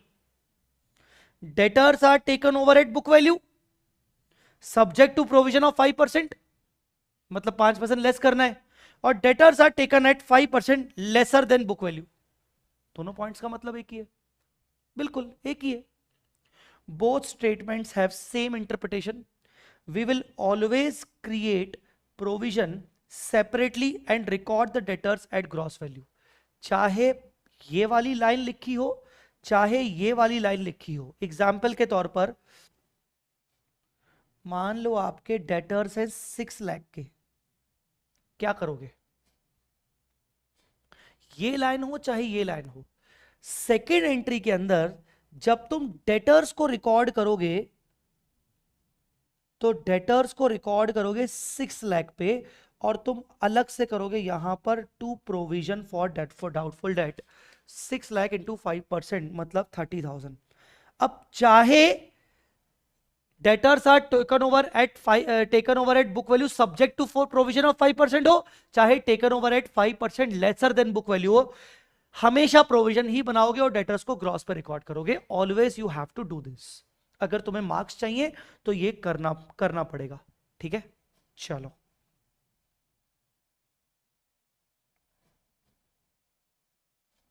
चलो next. In amalgamation in the nature of merger, amalgamation in the nature of merger, unrealized assets liabilities can also be taken over and recorded at agreed value। कुछ बच्चों को लगता है सर मर्जर है तो मर्जर के अंदर जो भी बैलेंस शीट है वो कॉपी पेस्ट करनी है, तो सर अनरिकॉर्डेड एसेट लायबिलिटी तो सर बैलेंस शीट में है ही नहीं। नहीं बेटा, अनरिकॉर्डेड एसेट लायबिलिटी है तो मतलब उसको टेक ओवर करना ही पड़ेगा, भले मर्जर है, ठीक है? Okay. Amalgamation in the nature of merger, all reserves of transferor shall become reserves and surplus of transferee and taken in the following sequence। Sequence में बस तुम्हें ध्यान क्या रखना है,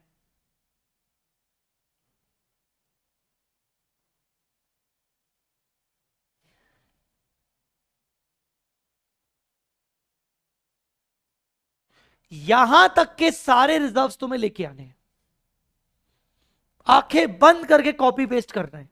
in the nature of merger में सिक्योरिटी में दिया है एज इट इज लिख लो, reserve and sorry revolution reserve दिया हुआ है एज इट इज लिख दो, कैपिटल रिजर्व दिया हुआ है एज इट इज लिख दो, और कोई रिजर्व है जनरल रिजर्व और पेनल को छोड़कर एज इट इज लिख दो। बच्चे ये दोनों मैंने आपको इसका तरीका बता दिया। अगर डेबिट साइड में डिफरेंस आएगा तो क्या करना है, क्रेडिट साइड में डिफरेंस आएगा तो क्या करना है, ठीक है? चलो नेक्स्ट। डिबेंच, इस वाले पॉइंट को छोड़ दो, debentures of transferor shall always be taken over at settlement value in the books of, in the both the methods। अब देखो मैंने बताया था तुम्हें यहां, चाहे परचेज मेथड हो चाहे मर्जर हो, जब आप डिबेंचर होल्डर्स को नए कपड़े पहनाओगे तो पहली बात आप यहां डिबेंचर होल्डर करोगे, ठीक है? और वैसे भी to debenture holder, debenture holder आया समझ में कि नहीं? क्लियर हुआ? To debenture holder, to debenture holder, यहां पर हमेशा सेटलमेंट वैल्यू पे रिकॉर्ड करो, ठीक है? सेटलमेंट वैल्यू पे रिकॉर्ड करो। तो ये क्या बोला है, सेटलमेंट वैल्यू पे रिकॉर्ड करो, चाहे परचेज हो चाहे मर्जर हो, ठीक है? Settlement value can be at premium, discount, whatever, पर चाहे मर्जर का मेथड हो चाहे परचेज का मेथड हो, आप सेटलमेंट वैल्यू पे रिकॉर्ड करोगे, ठीक है? सर ट्रुथ और मिथ वाला एक बार बता देते। सर अगर आपको चैट देखनी ही नहीं है तो प्रॉब्लम, देखो बेटा अभिषेक, मैंने आपका पॉइंट, आपने मुझे ना, मैंने चैट देख ली थी आपकी डियर, पर मैंने क्या है तब तक इंपॉर्टेंट की पॉइंट्स स्टार्ट कर लिए थे, आपने बाद में किया। मैं बता दूंगा ट्रुथ है मैं, तो उसमें क्या प्रॉब्लम है? इरिटेट होने की जरूरत नहीं है, फ्रस्ट्रेट होने की जरूरत नहीं है। ये मतलब आपको रिप्लाई मैंने नहीं दिया, इसलिए नहीं दिया क्योंकि मैं स्टार्ट कर चुका था। मैंने 2 मिनट का टाइम दिया, मैं 2 मिनट का टाइम दे रहा हूं, आप पहले मुझे बता दो आपके डाउट्स का क्या है, कैसा है। कोई डाउट नहीं आए, कुछ बच्चों ने लिख दिया ओके सर, क्लियर सर, मैं आगे बढ़ गया। अब मैं सेकंड पॉइंट, फर्स्ट पॉइंट पढ़ा दिया, सेकंड पॉइंट पढ़ा दिया। अब मैं जब तक बेटा इसको कंप्लीट नहीं कर लेता तब तक मैं बीच में जाके वो ट्रुथ एंड मिथ हो या कोई भी चीज हो जाके कैसे बताऊंगा? मेरे को भी तो अपना एक रिदम बना के रखना है ना बेटा। तो ट्रुथ एंड मिथ वाला क्वेश्चन मैं आपको अभी बता दूंगा, डोंट वरी, उसमें आप आइडेंटिफाई करके रख लो कि आपको कौन सा पॉइंट नहीं समझ में आया, क्योंकि पार्ट 1 वाले क्वेश्चन में मैंने ट्रुथ एंड मिथ वाला क्वेश्चन डिस्कस किया था, ठीक है, तो अपनी इरिटेशन और फ्रस्ट्रेशन मत दिखाओ यहां पर, बताने को मुझे बता दूंगा पर टाइम पर रिप्लाई आएगा तो ही बताऊंगा ना।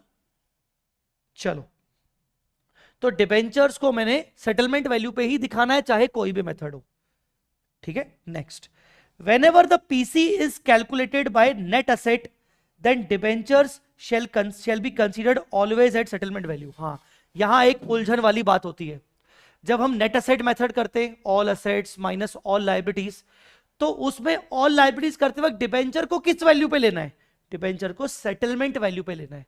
जब आप all assets minus all liabilities करते हो पीसी निकालने के लिए, इंट्रिंसिक वैल्यू करने के लिए इंट्रिंसिक वैल्यू के हिसाब से निकालते हो या नेट असेट वैल्यू करते हो, तो असेट्स माइनस लाइबिलिटी करते वक्त आप असेट को एग्रीड वैल्यू पे लेते हो, लाइबिलिटीज को पेबल वैल्यू पे लेते हो, तो वो सेटलमेंट वैल्यू पे होनी चाहिए, ठीक है, जिस वैल्यू पे आप सेकंड एंट्री में रिकॉर्ड करते हो। डन।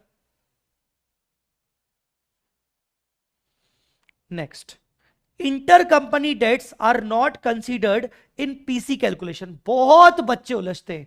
एक क्वेश्चन मैं आपको दिखा देता हूं किस टाइप का क्वेश्चन होता है।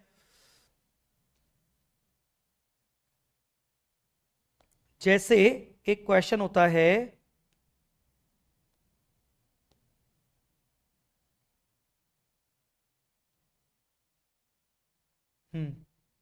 ये देखिए, trade payables of Intelligent include 1 lakh due to Diligent and trade receivable of Diligent shows 1 lakh receivable from intelligent.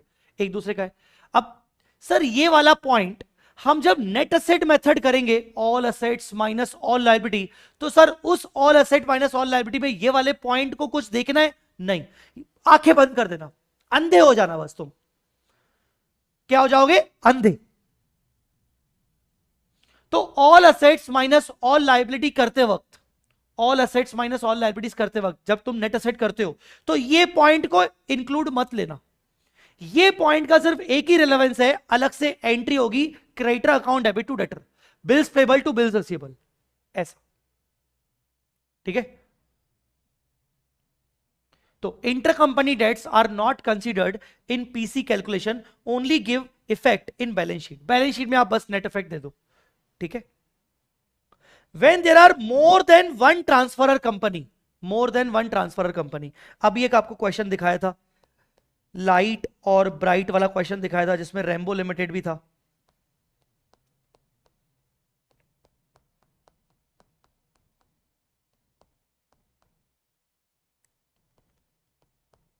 Just minute, more than one,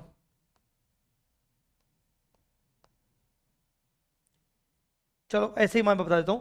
मान लो ए लिमिटेड बी लिमिटेड दोनों को टेक ओवर करके एक्स लिमिटेड बन रही है, तो more than one transfer company, then while passing second entry of assets liabilities always pass separate entries for all the transfer company so that goodwill and capital reserve of each transferor can be identified. शायद ये वाला point आपने कभी ध्यान दिया हो। Suppose आपकी transferor company है ए, ट्रांसफरर कंपनी है बी और ट्रांसफरी कंपनी है एक्स। अब एक्स लिमिटेड जब एक एक असेट लायबिलिटी टेक ओवर करेगी तो सेपरेट एंट्री पास करेगी और बी के असेट्स लायबिलिटीज की सेपरेट एंट्री पास करेगी ताकि सेपरेट गुडविल और कैपिटल रिजर्व निकाला जा सके। आप नेट ऑफ मत करना। सर किसी किसी क्वेश्चन में नेट ऑफ किया होता है, किसी किसी में नहीं किया होता है, आप मत करना। आप ए और बी दोनों की सेपरेट सेपरेट गुडविल और कैपिटल रिजर्व निकाल लेना, ठीक है। Treatment of amalgamation expenses borne by transferee company. अगर expenses transferee company bear कर रही है, वो मैं आपको पहले ही बता चुका हूं कि यहां पर आप सबसे पहले कैपिटल रिजर्व से सेट ऑफ करोगे इन द नेचर ऑफ परचेज में, अगर आपके पास कैपिटल रिजर्व अवेलेबल है तो, नहीं तो हमेशा गुडविल, ठीक है। तो आपके पास कैपिटल रिजर्व अगर बैलेंस अवेलेबल है तो आप हमेशा पहली बार में उसी को सेट ऑफ करोगे। अगर कैपिटल रिजर्व है पर इनसफिशिएंट है तो बाकी का गुडविल, ठीक है। Next, final balance sheet of transferee company, final balance sheet of transferee company after amalgamation must show goodwill and capital reserve separately. जो मैंने आपको अभी बताया कि वहां आप दोनों का गुडविल कैपिटल रिजर्व अलग अलग निकाला है, एक का गुडविल आया एक का कैपिटल रिजर्व आया, आपको अलग अलग ही दिखाना है। If there are two transfer company with one having goodwill and one having capital reserve. एक का गुडविल आया अलग दिखाओगे, एक का कैपिटल रिजर्व आया लायबिलिटी साइड में अलग दिखाओगे। ठीक है, सेट ऑफ नहीं करना। चलिए बेटा 10 पॉइंट्स हो चुके हैं, ये बहुत छोटे छोटे पॉइंट्स हैं, आप भी समझ सकते हो कि जब ये पॉइंट्स क्वेश्चन में आते हैं ना तो बहुत कंफ्यूज करते हैं, इस वजह से हमारे 3-4 मार्क्स तो ऐसे ही कट जाते हैं। चलिए 11th, if question ask to write off और to amortize the goodwill after amalgamation. हाँ, वो बोल रहा है कि अमेलगमेशन में जो भी गुडविल आएगी उसको 50% राइट ऑफ करना है। तो अगर वो राइट ऑफ करने को बोले तो गुडविल राइट ऑफ होगी तो गुडविल खत्म होगी, और डेबिट में हम वो गुडविल को राइट ऑफ कहां से करेंगे? क्या हमारे पास कैपिटल रिजर्व पड़ा है ट्रांसफरी के पास पहले से ही? नहीं, तो P&L और जनरल रिजर्व। मतलब जब आप गुडविल को राइट ऑफ करोगे तो आइदर कैपिटल रिजर्व से या P&L से या गुडविल कैपिटल या फिर जनरल रिजर्व से। ठीक है, next, calculation of net assets या कैपिटल एम्प्लॉयड। पीसी के अंदर नेट असेट्स की जरूरत पड़ती है डायरेक्ट, इंट्रिंसिक वैल्यू निकालते हो वहां पर भी नेट असेट्स करते हो। गुडविल की कैलकुलेशन में सुपर प्रॉफिट निकालने के लिए normal rate of return multiply होता है कैपिटल एम्प्लॉयड से, तो वहां तुम्हें कैपिटल एम्प्लॉयड की जरूरत पड़ती है, अलग अलग जगह पर जरूरत पड़ती है। तो इसके डिफरेंसेस कहां कहां कैसे कैसे होंगे? ओवरऑल हमें एक गुडविल निकालने के पर्पज से कैपिटल एम्प्लॉयड निकालना पड़ता है और एक पीसी निकालने के पर्पज से नेट असेट निकालना पड़ता है। दोनों में बस थोड़ा सा डिफरेंस है, अल्टीमेटली बेसिक पॉइंट यही है कि all asset minus all liability. पर जब आप गुडविल निकालने के पर्पज से कैपिटल एम्प्लॉयड निकालते हो तो मैंने आपको गुडविल पार्ट 1 में बताया भी था कि आप नॉन ट्रेड इन्वेस्टमेंट्स को कंसीडर नहीं करोगे। जब आप ऑल असेट्स लोगे तो नॉन ट्रेड इन्वेस्टमेंट्स को कंसीडर मत करना, आप बाकी सभी असेट्स कंसीडर कर देना, इंक्लूडिंग अनरिकॉर्डेड असेट्स कंसीडर कर देना। फेयर वैल्यू दियो तो फेयर वैल्यू पे ले लेना, नहीं तो बुक वैल्यू पे ले लेना, बट नॉन ट्रेड इन्वेस्टमेंट्स को मत लेना, फिक्टिशियस असेट्स को मत लेना। और अगर एग्जिस्टिंग बैलेंस शीट के अंदर एग्जिस्टिंग गुडविल दिख रही है उसको भी मत लेना, बिकॉज आप गुडविल एक्चुअली नया गुडविल निकालने के लिए आप एग्जिस्टिंग गुडविल को नहीं ले सकते। तो जब आपको कैपिटल एम्प्लॉयड चाहिए उस टाइम पर गुडविल के पर्पस के लिए कैपिटल एम्प्लॉयड चाहिए तो आप नॉन ट्रेड इन्वेस्टमेंट्स को कंसीडर नहीं करोगे, फिक्टिशियस असेट तो वैसे भी नहीं होती, और एग्जिस्टिंग गुडविल भी कंसीडर नहीं करोगे, और असेट्स बाकी सब कंसीडर होंगी फेयर वैल्यू पे, नहीं दिया तो बुक वैल्यू, माइनस लायबिलिटी करोगे बुक वैल्यू पे, बुक वैल्यू पे, बाकी सब ठीक है। ठीक है, पर जब आप अच्छा डेटर्स भी लोगे, अगर डेटर्स में लिखा है debtors are taken over at 5% lesser value या विद 5% प्रोविजन, तो आप जो भी मतलब असेट्स को तो मार्केट वैल्यू पे, पर वहीं अगर आप नेट असेट निकालोगे पीसी के पर्पस से and PC is based on intrinsic value, तो आप पीसी के पर्पस में एक याद रखना चीज, चाहे इंट्रिंसिक वैल्यू के ऊपर बेस्ड हो चाहे किसी के ऊपर भी बेस्ड हो, वो जो नॉन ट्रेड इन्वेस्टमेंट आपने उधर छोड़ी थी यहां आपको लेनी पड़ेगी। ठीक है, वो जो एग्जिस्टिंग गुडविल आपने यहां छोड़ी थी यहां लेनी पड़ेगी, अगर एग्जिस्टिंग गुडविल बैलेंस शीट में दी हुई है, और अगर न्यू गुडविल दी हुई है तो एग्जिस्टिंग गुडविल छोड़कर न्यू गुडविल ले लो। मतलब कुल मिला के यहां पर गुडविल असेट्स में आएगी, क्योंकि यहां पर आप गुडविल नहीं निकाल रहे हो, यहां पीसी निकालने के लिए आप असेट्स लायबिलिटीज ले रहे हो, तो आप यहां पर नॉन ट्रेड इन्वेस्टमेंट्स को भी लोगे। ठीक है ना, फिक्टिशियस असेट तो वैसे भी नहीं लेंगे, अनरिकॉर्डेड असेट लायबिलिटी लेंगे, गुडविल आइदर कैलकुलेटेड वाली लोगे या फिर अगर एग्जिस्टिंग दिख रही तो एग्जिस्टिंग ले लोगे, दोनों में से कोई एक।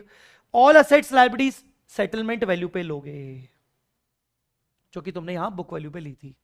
ठीक है, और पीसी टू प्रेफरेंशियल होल्डर्स क्योंकि इंट्रिंसिक वैल्यू है तो तुम्हें पीसी टू प्रेफरेंशियल होल्डर्स भी माइनस करना पड़ेगा।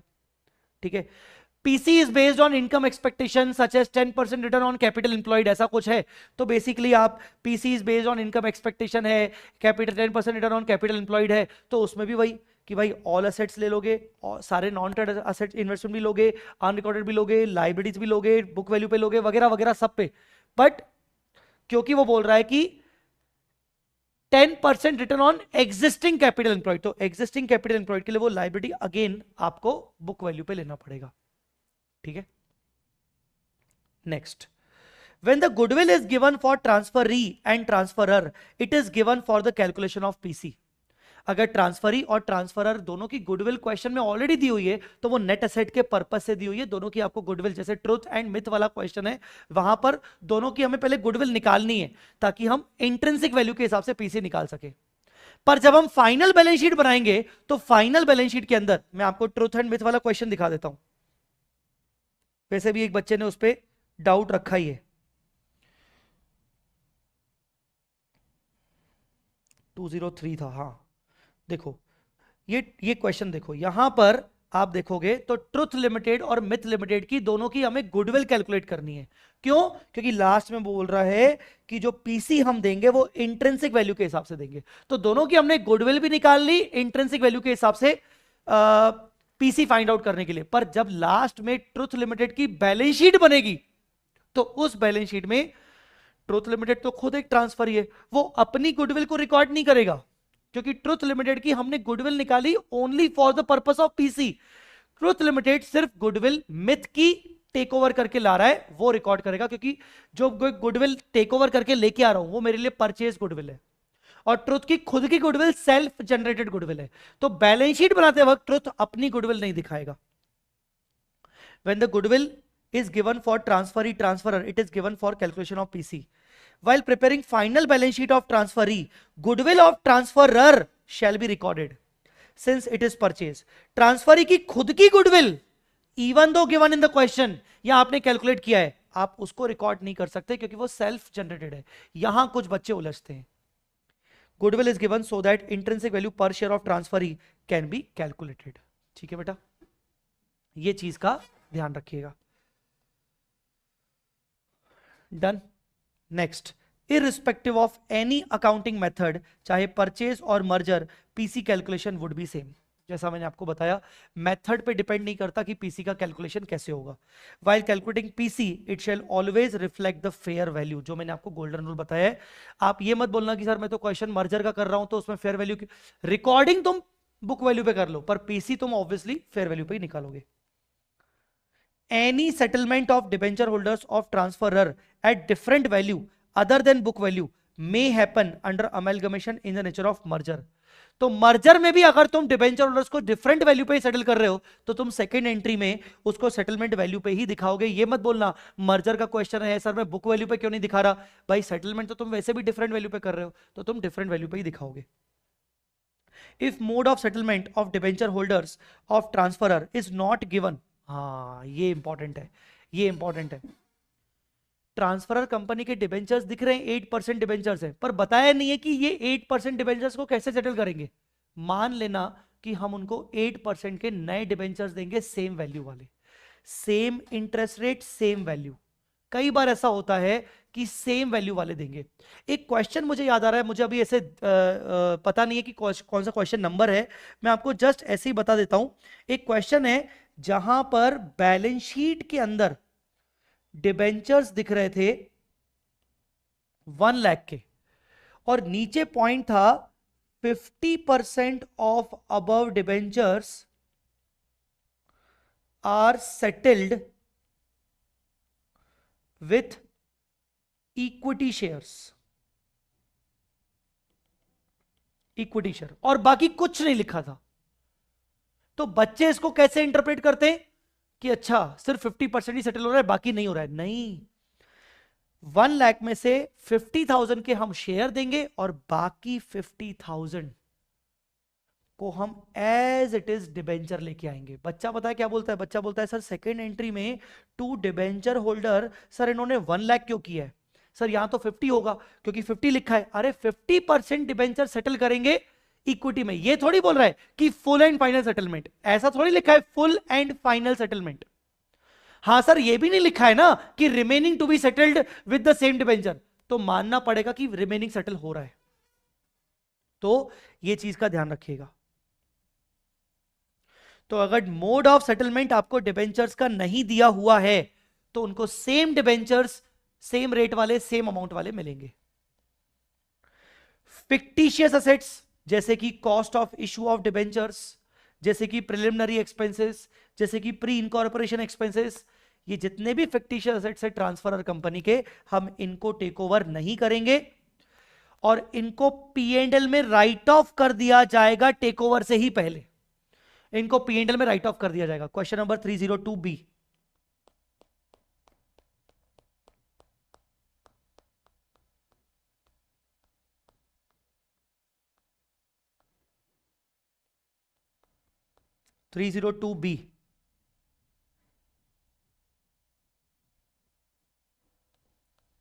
अच्छा 302B है, just a minute.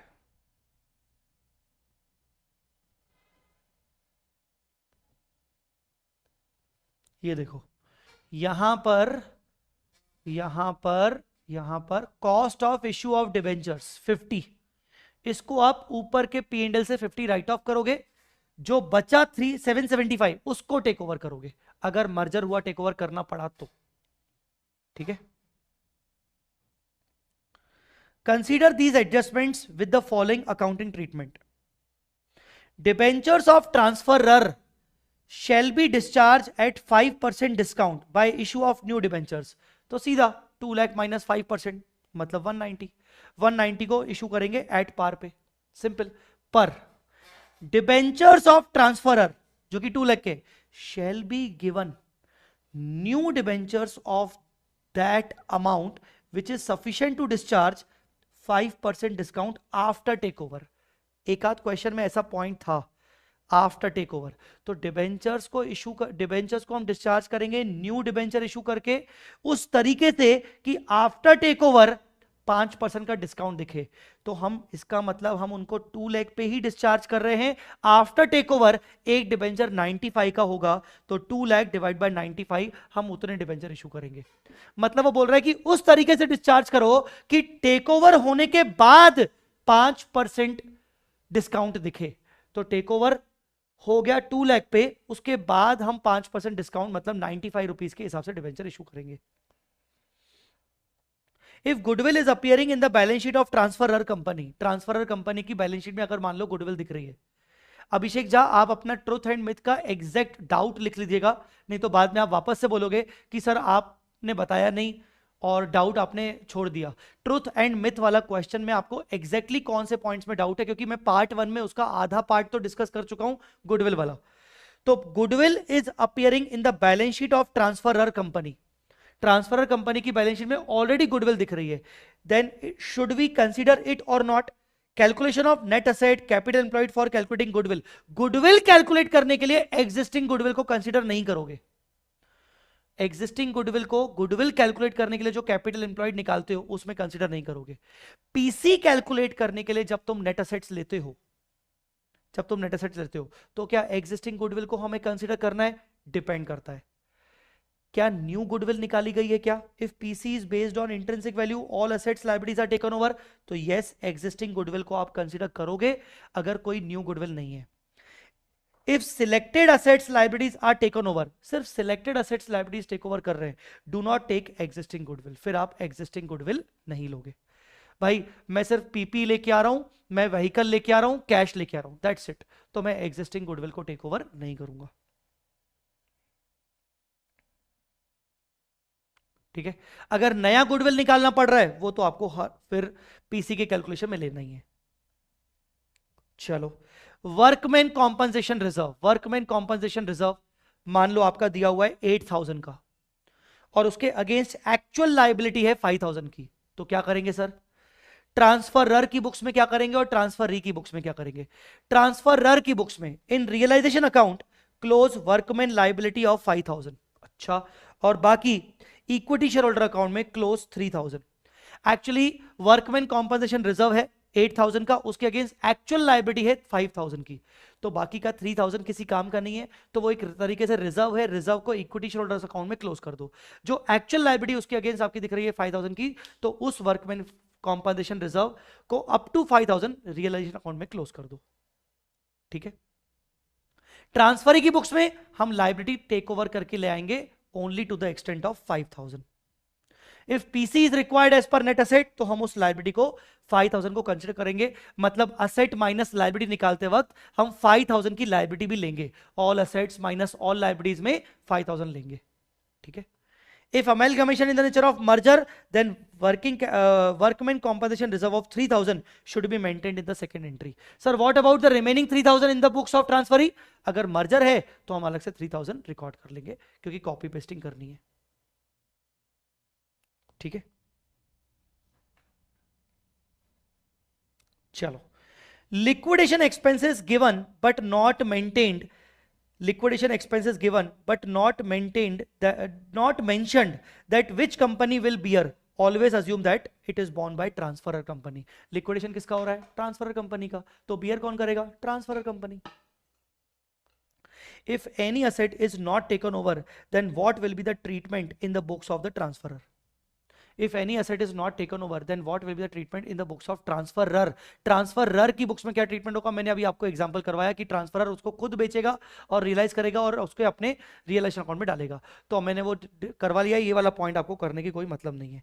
That's it guys, these were the amalgamation. ये हो गया हमारा अमेलगमेशन का पूरा रिवीजन. अभी एक लास्ट चीज बची हुई है. मैं आपके साथ सितंबर 25 के एग्जाम वाला क्वेश्चन एक शॉर्ट में आपके साथ डिस्कस कर लूंगा ताकि आपको एक आइडिया लग जाए कि फुल फ्लैज जब क्वेश्चन आपको आ रहा है एग्जाम में तो कैसे करना है. ठीक है, जस्ट गिव मी 2 मिनट्स. ठीक है, 2 मिनट का मुझे वाटर ब्रेक दे दो and then I will discuss this question in next 10 to 15 minutes. 10-15 minutes में अपना ये क्वेश्चन डिस्कस हो जाएगा. ठीक है,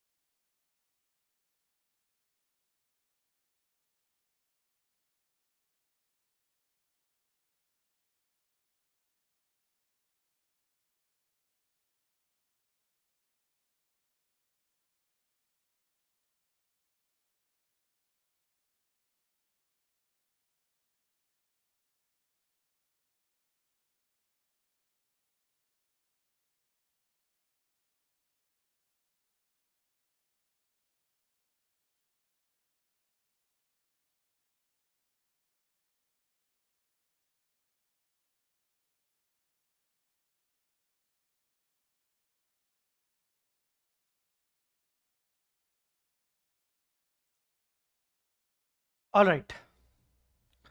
इन्वेस्टमेंट के 20% और 80% वाला फिर से समझा दीजिए. 18% नॉर्मल रिटर्न और 18% नॉर्मल रेट ऑफ रिटर्न वाला.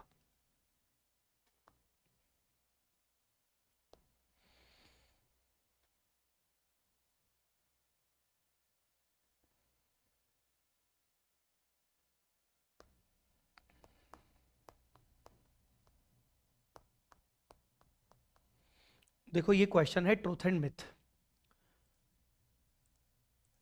इसका क्यूआर भी है.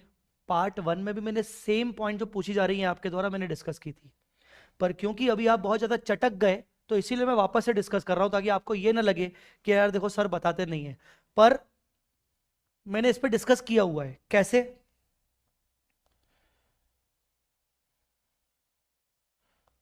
यहां दिख रहे हैं इन्वेस्टमेंट्स, ये है ट्रुथ के और ये है मिथ के.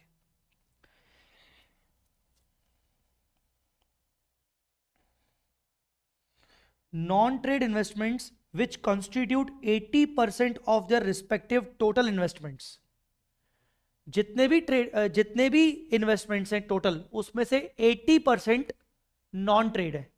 तो आप क्या करेंगे, आप इनमें से 80% हटा दीजिए। आप 187,500 और 1 लाख, ये ट्रुथ और ये मिथ, इसके आप दो हिस्से करेंगे, 80 20, 80 20, तो ये हो गया 80,000 20,000। ये हो गया नॉन ट्रेड, ये हो गया ट्रेड। 187,500 इंटू 87, 150 और ये 37,500, ये नॉन ट्रेड, ये ट्रेड। जब हम गुडविल की कैलकुलेशन करते हैं तो हमें नॉन ट्रेड इन्वेस्टमेंट को नहीं लेना होता है। तो जब मैं कैपिटल एम्प्लॉयड निकालूंगा, असेट माइनस लायबिलिटी करूंगा, तो मैं इतना इन्वेस्टमेंट लूंगा, इतना इन्वेस्टमेंट लूंगा उस असेट माइनस लायबिलिटी की कैपिटल एम्प्लॉयड की वर्किंग में। और उसके अंदर एक और वो बात बोल रहा है कि ये जो नॉन ट्रेड इन्वेस्टमेंट्स हैं, इससे हमें इनकम होती है, यील्ड इनकम, ये हमें इनकम देते हैं। कितनी? ट्रुथ को 20%, मिथ को 15%। तो इसका 20, इसका 15, 30,000 इनकम और 80 का 15%, 12,000। ये नॉन ट्रेड इनकम है। जब आप एवरेज प्रॉफिट निकालोगे तो एवरेज प्रॉफिट में आप नॉन ट्रेड इनकम को हटा दोगे एवरेज करते वक्त, बस ये ध्यान रखना है। नेक्स्ट इज, आपने बोला है कि सर वो 18% एनआरआर वाला बता दो क्या है। तो 18% एनआरआर क्या है? जो अभी आप कैपिटल एम्प्लॉयड निकालोगे असेट माइनस लायबिलिटी करके, जहां आप सिर्फ ट्रेड इन्वेस्टमेंट्स लोगे, और जो आपका कैपिटल एम्प्लॉयड आएगा, उस कैपिटल एम्प्लॉयड पे आपको 18% मल्टीप्लाई करना है, तो आपको मिल जाएगा एनआरआर, नॉर्मल रेट। मतलब आपको नॉर्मल प्रॉफिट मिल जाएगा फिर आपको, जब आप 18% मल्टीप्लाई करोगे। ठीक है? और नॉर्मल प्रॉफिट को किससे कंपेयर करना है? नॉर्मल प्रॉफिट को किससे कंपेयर करना होता है? एवरेज प्रॉफिट से, सुपर प्रॉफिट लाने के लिए। सिंपल। यहां क्या करेंगे? यहां आपका फॉर्मूला क्या था? Average profit divided by NRR. Average profit divided by NRR minus क्या बोलते हैं, एक्चुअल कैपिटल एम्प्लॉयड, जो एक्चुअल कैपिटल आपने निकाली होगी। सिंपल। तीन चीजें आपको चाहिए, एवरेज प्रॉफिट, एवरेज प्रॉफिट आपको क्वेश्चन में दिया हुआ है, आपको एवरेजिंग करनी है, उनमें से नॉन ट्रेड इनकम हटानी है, डिवाइडेड बाय 18% करना है, माइनस आपने जो अभी कैपिटल एम्प्लॉयड निकाला जिसमें आपने नॉन ट्रेड इन्वेस्टमेंट्स नहीं लिया, यही करना है बेटा। सिंपल। चलो अब मैं ये क्वेश्चन आपके साथ डिस्कस कर लेता हूं, ध्यान से क्वेश्चन को पढ़ते हैं। Following are the summarise balance sheet of Blue and Yellow limited. Blue and Yellow, equity shares, debentures, भाई साहब 10% debentures, 8% debentures, general reserve, retirement gratuity fund, ये लाइबिलिटी है बेटा, लॉन्ग टर्म लिखा है, ट्रेड पेबल्स, ठीक है, other current liability, short term provisions, goodwill, property plant and equipment, inventory, trade receivable, cash balance with bank. On 31st March blue limited absorbs the business of Yellow limited. तो blue limited हो गया transferee और yellow limited हो गया transferor. ठीक है? अब यहां लिखा है absorbs the business of Yellow limited. ठीक है? 8% debentures of Yellow are to be paid at 10% discount by issue of 10% debentures at par. बताओ इनको कितना मिलेगा? इनको मिलेगा -10% डिस्काउंट। कितना? 10% डिस्काउंट मतलब कितना? 7200। तो 7200 के 10% न्यू 10% डिबेंचर्स मिलेंगे। ये क्या हो गया? ये हो गया सेटलमेंट वैल्यू, ये क्या हो गया? Settlement value. ठीक है, उसके बाद there is an unrecorded current asset of 116 in the books of yellow which is taken over by blue. okay, 116 का asset ले लेंगे। Trade payable of Yellow included 150 payable to Blue, तो सिर्फ इसका बैलेंस शीट में नेट इफेक्ट हो जाएगा, ये हो जाएगा creditor to debtor 150, creditor to debtor 150। Inventory of Yellow taken over by Blue, inventory of Yellow taken over by Blue 10% more than its book value. Inventory of Yellow taken over by Blue 10% more than book value.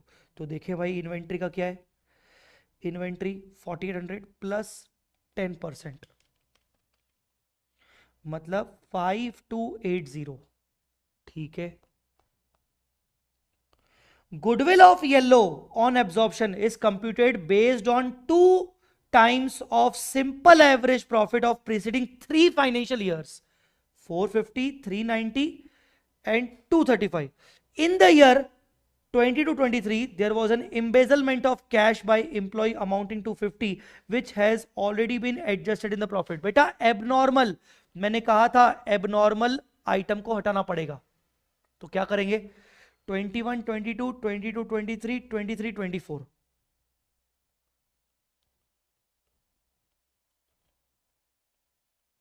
21, 22 का profit 450, 22, 23 का profit 390, 390 में ये 50,000 adjust कर लो, add back कर लो, तो ये हो जाएगा 440।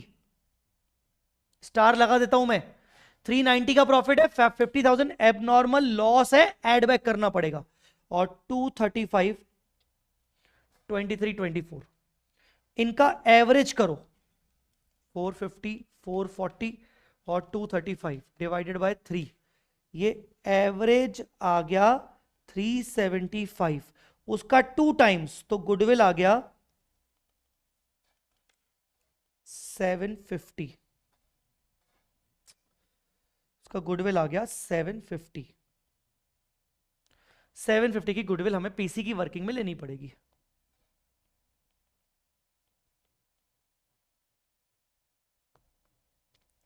Property plant and equipment of Yellow are taken over at 3644, ठीक है।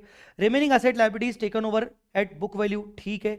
इक्विटी, हाँ लास्ट पॉइंट पीसी का, equity share holders of Yellow will be issued necessary equity shares in Blue at 5% premium. मुझे एक बात बताओ, नेसेसरी लिखा है, क्या कोई एक्सचेंज रेशियो है? नहीं। कोई मार्केट प्राइसेस हैं? नहीं। क्या करूं? ऑब्वियसली मुझे यहां पर क्या लगाना पड़ेगा? Net assets method. यहां पर मुझे क्या लगाना पड़ेगा? Net asset method. Net asset करने के लिए मुझे क्या करना पड़ेगा? आइए, सबसे पहले अगर मैं गुडविल लूं तो गुडविल कितनी लूंगा? 750, ठीक है। मैं येलो की बात कर रहा हूं, गुडविल लूंगा 750। प्रॉपर्टी प्लांट एंड इक्विपमेंट कितनी लूंगा? दिया हुआ है 3644, 3644 500। इन्वेंट्री कितनी लूंगा? 5250। यार एक सेकेंड, ये ना रुपीज एंड लैक्स है, बहुत अखरता है यार, ये रुपीज एंड लैक्स है। 40.00, ये बहुत दिमाग खराब करने वाले ये लोग। 750 ठीक है, 36 ठीक है, ये थोड़ा सा 4.8 प्लस 10% इंटू लैख, 5,28,000, 5,28,000 बेटा। चलो, ट्रेड रिसीवेबल्स, ट्रेड रिसीवेबल के बारे में कुछ नहीं सर, ट्रेड रिसीवेबल कुछ नहीं बोला है, पर सर ये 150 का पॉइंट कॉमन है, इसको लेंगे क्या? नहीं। तो trade receivable as it is 46500, 4.6500, ठीक है। Cash in hand 0.315, 0.315 into lakh, तो 31,500। सर कुछ बोला नहीं है? बोला नहीं तो ये भी तो बोला है कि all assets liabilities at book value, ठीक है। बैलेंस विद बैंक्स, ये भी वही 60,000। तो बेटा ये सारे के सारे असेट्स आ गए। लाइबिलिटीज की बात करें तो 32,000, करंट लायबिलिटीज की बात करें 88,000, ट्रेड पेबल की बात करें 4,25,000, ग्रेचुटी फंड कुछ बोला नहीं है 1.3 इंटू 1 लाख 1,30,000, ठीक है। और डिबेंचर्स की बात करें तो 8 है, तो 7.2 इंटू लाख ये हो गया 7,20,000, ठीक है। एक बार वापस क्वेश्चन पढ़ लेते हैं। डिबेंचर्स का पॉइंट ले लिया, अनरिकॉर्डेड करंट असेट 116, अनरिकॉर्डेड 116। और पता है ये आदत डालनी चाहिए, कुछ भी कैलकुलेट करने के बाद वापस एक बार पॉइंट सारे चेक करने चाहिए। अनरिकॉर्डेड करंट असेट 116 ले लेंगे, ठीक है। ट्रेड पेबल हो गया, इन्वेंट्री मोर वैल्यू पे ले लिया, गुडविल ले लिया, ठीक है। Property plant and equipment assets वगैरह हो गया। जब आप क्या करोगे, आप जब ये टोटल माइनस ये करोगे तो नेट असेट्स आएगा, वही हो जाएगा पीसी, और हम उसको शेयर इशू करेंगे 5% प्रीमियम पे। शेयर की वैल्यू क्या है, शेयर की वैल्यू 100 है, तो 105 रुपए का शेयर इशू प्राइस होगा, तो ये हो जाएगा एट 105। मतलब जो भी नेट असेट वैल्यू आएगी वो पीसी हो जाएगी, और उसको आप 105 पे इशू कर दोगे नंबर ऑफ शेयर के लिए। This is the question. I hope आपको समझ में आ गया होगा। तो बस आपको नेट असेट वैल्यू निकालनी है, डिवाइड बाय 105 करना है, तो आपका नंबर ऑफ इक्विटी शेयर्स आ जाएगा, ठीक है। तो इस तरीके से हमने अमेलगमेशन को पूरी तरीके से कवर अप करने की कोशिश की। आई होप आपको क्वेश्चन समझ में आ गया होगा, आई होप आपको अमेलगमेशन कंप्लीटली समझ में आ गया होगा। ये समरी नोट्स मैंने ऑलरेडी फ्री रिसोर्स फोल्डर में डाल दिए हैं। मैं फ्री रिसोर्स फोल्डर की डिस्क्रिप्शन में, इस वीडियो के डिस्क्रिप्शन में लिंक डाल दूंगा, वहां से आप फ्री रिसोर्स फोल्डर में चले जाओगे। और जब आप फ्री रिसोर्स फोल्डर में चले जाओगे तो उसके अंदर वो कैसा दिखता है मैं आपको दिखा देता हूं। फ्री रिसोर्स फोल्डर के अंदर आपको ये देखो हैंड रिटन समरी नोट्स ऐसा दिखता है, और बाकी बहुत सारी चीजें मिल जाती हैं, ठीक है। So guys this was entirely the amalgamation. I hope you got this point. मैं फर्दर अमेलगमेशन रैपिड रिवीजन के मैं फर्दर लाइव लेक्चर्स का शेड्यूल थोड़ा सा चेंज कर रहा हूं। जो हमारा लाइव रैपिड रिवीजन के लेक्चर्स का जो शेड्यूल है वो आपको इस फोल्डर में मिल जाएगा, आरआर प्लानर वगैरह करके, आरआर करके। तो अभी फिलहाल मैं उसके प्लानर में थोड़े चेंजेस कर रहा हूं बेटा। मतलब नेक्स्ट मुझे अमेलगमेशन के बाद ब्रांच करवाना था, मैं ब्रांच को पोस्टपोन कर रहा हूं, बिकॉज अभी कुछ बच्चों की मुझे रिक्वेस्ट आ रही है कि सर ब्रांच आप बाद में करवाना। तो मैं ब्रांच पोस्टपोन करके मैं AS16 उठा सकता हूं कल की क्लास में, आज या कल जैसा भी होगा। तो मैं आपको पहले से ही बता दूं कि हमारा ब्रांच अभी फिलहाल पोस्टपोन होगा, मैं अपने टेलीग्राम पे भी डाल दूंगा आज का लेक्चर और कल का लेक्चर। अभी हमारे पास 2 दिन है, 18th और 19th। वो लेक्चर में हमें क्या लेना है मैं आपको अभी इसमें अपडेट कर दूंगा, ये अभी अपडेट हो जाएगा, मैं अपने टेलीग्राम पे अपडेटेड ये वाली चीज शेयर कर दूंगा, ठीक है। चलो guys thank you so much. Sir reconstruction का भी क्लास होगा, नहीं लिखा है यहां पर रिकंस्ट्रक्शन में ऑलरेडी रिसेंटली मैं ले चुका हूं, तो आप यहां से देख लेना, ठीक है। चलो तो मैं इसको बेटा थोड़ा अपडेट कर लूंगा, लाइव सेशंस को भी मैं अपडेट कर दूंगा, आपको जल्दी से जल्दी पता चल जाएगा। Thanks a lot guys, bye bye, take care, जय माता दी, लव यू ऑल। और हाँ, एडवांस अकाउंट्स की जय लिखना मत भूलना अगर वीडियो पसंद आया तो।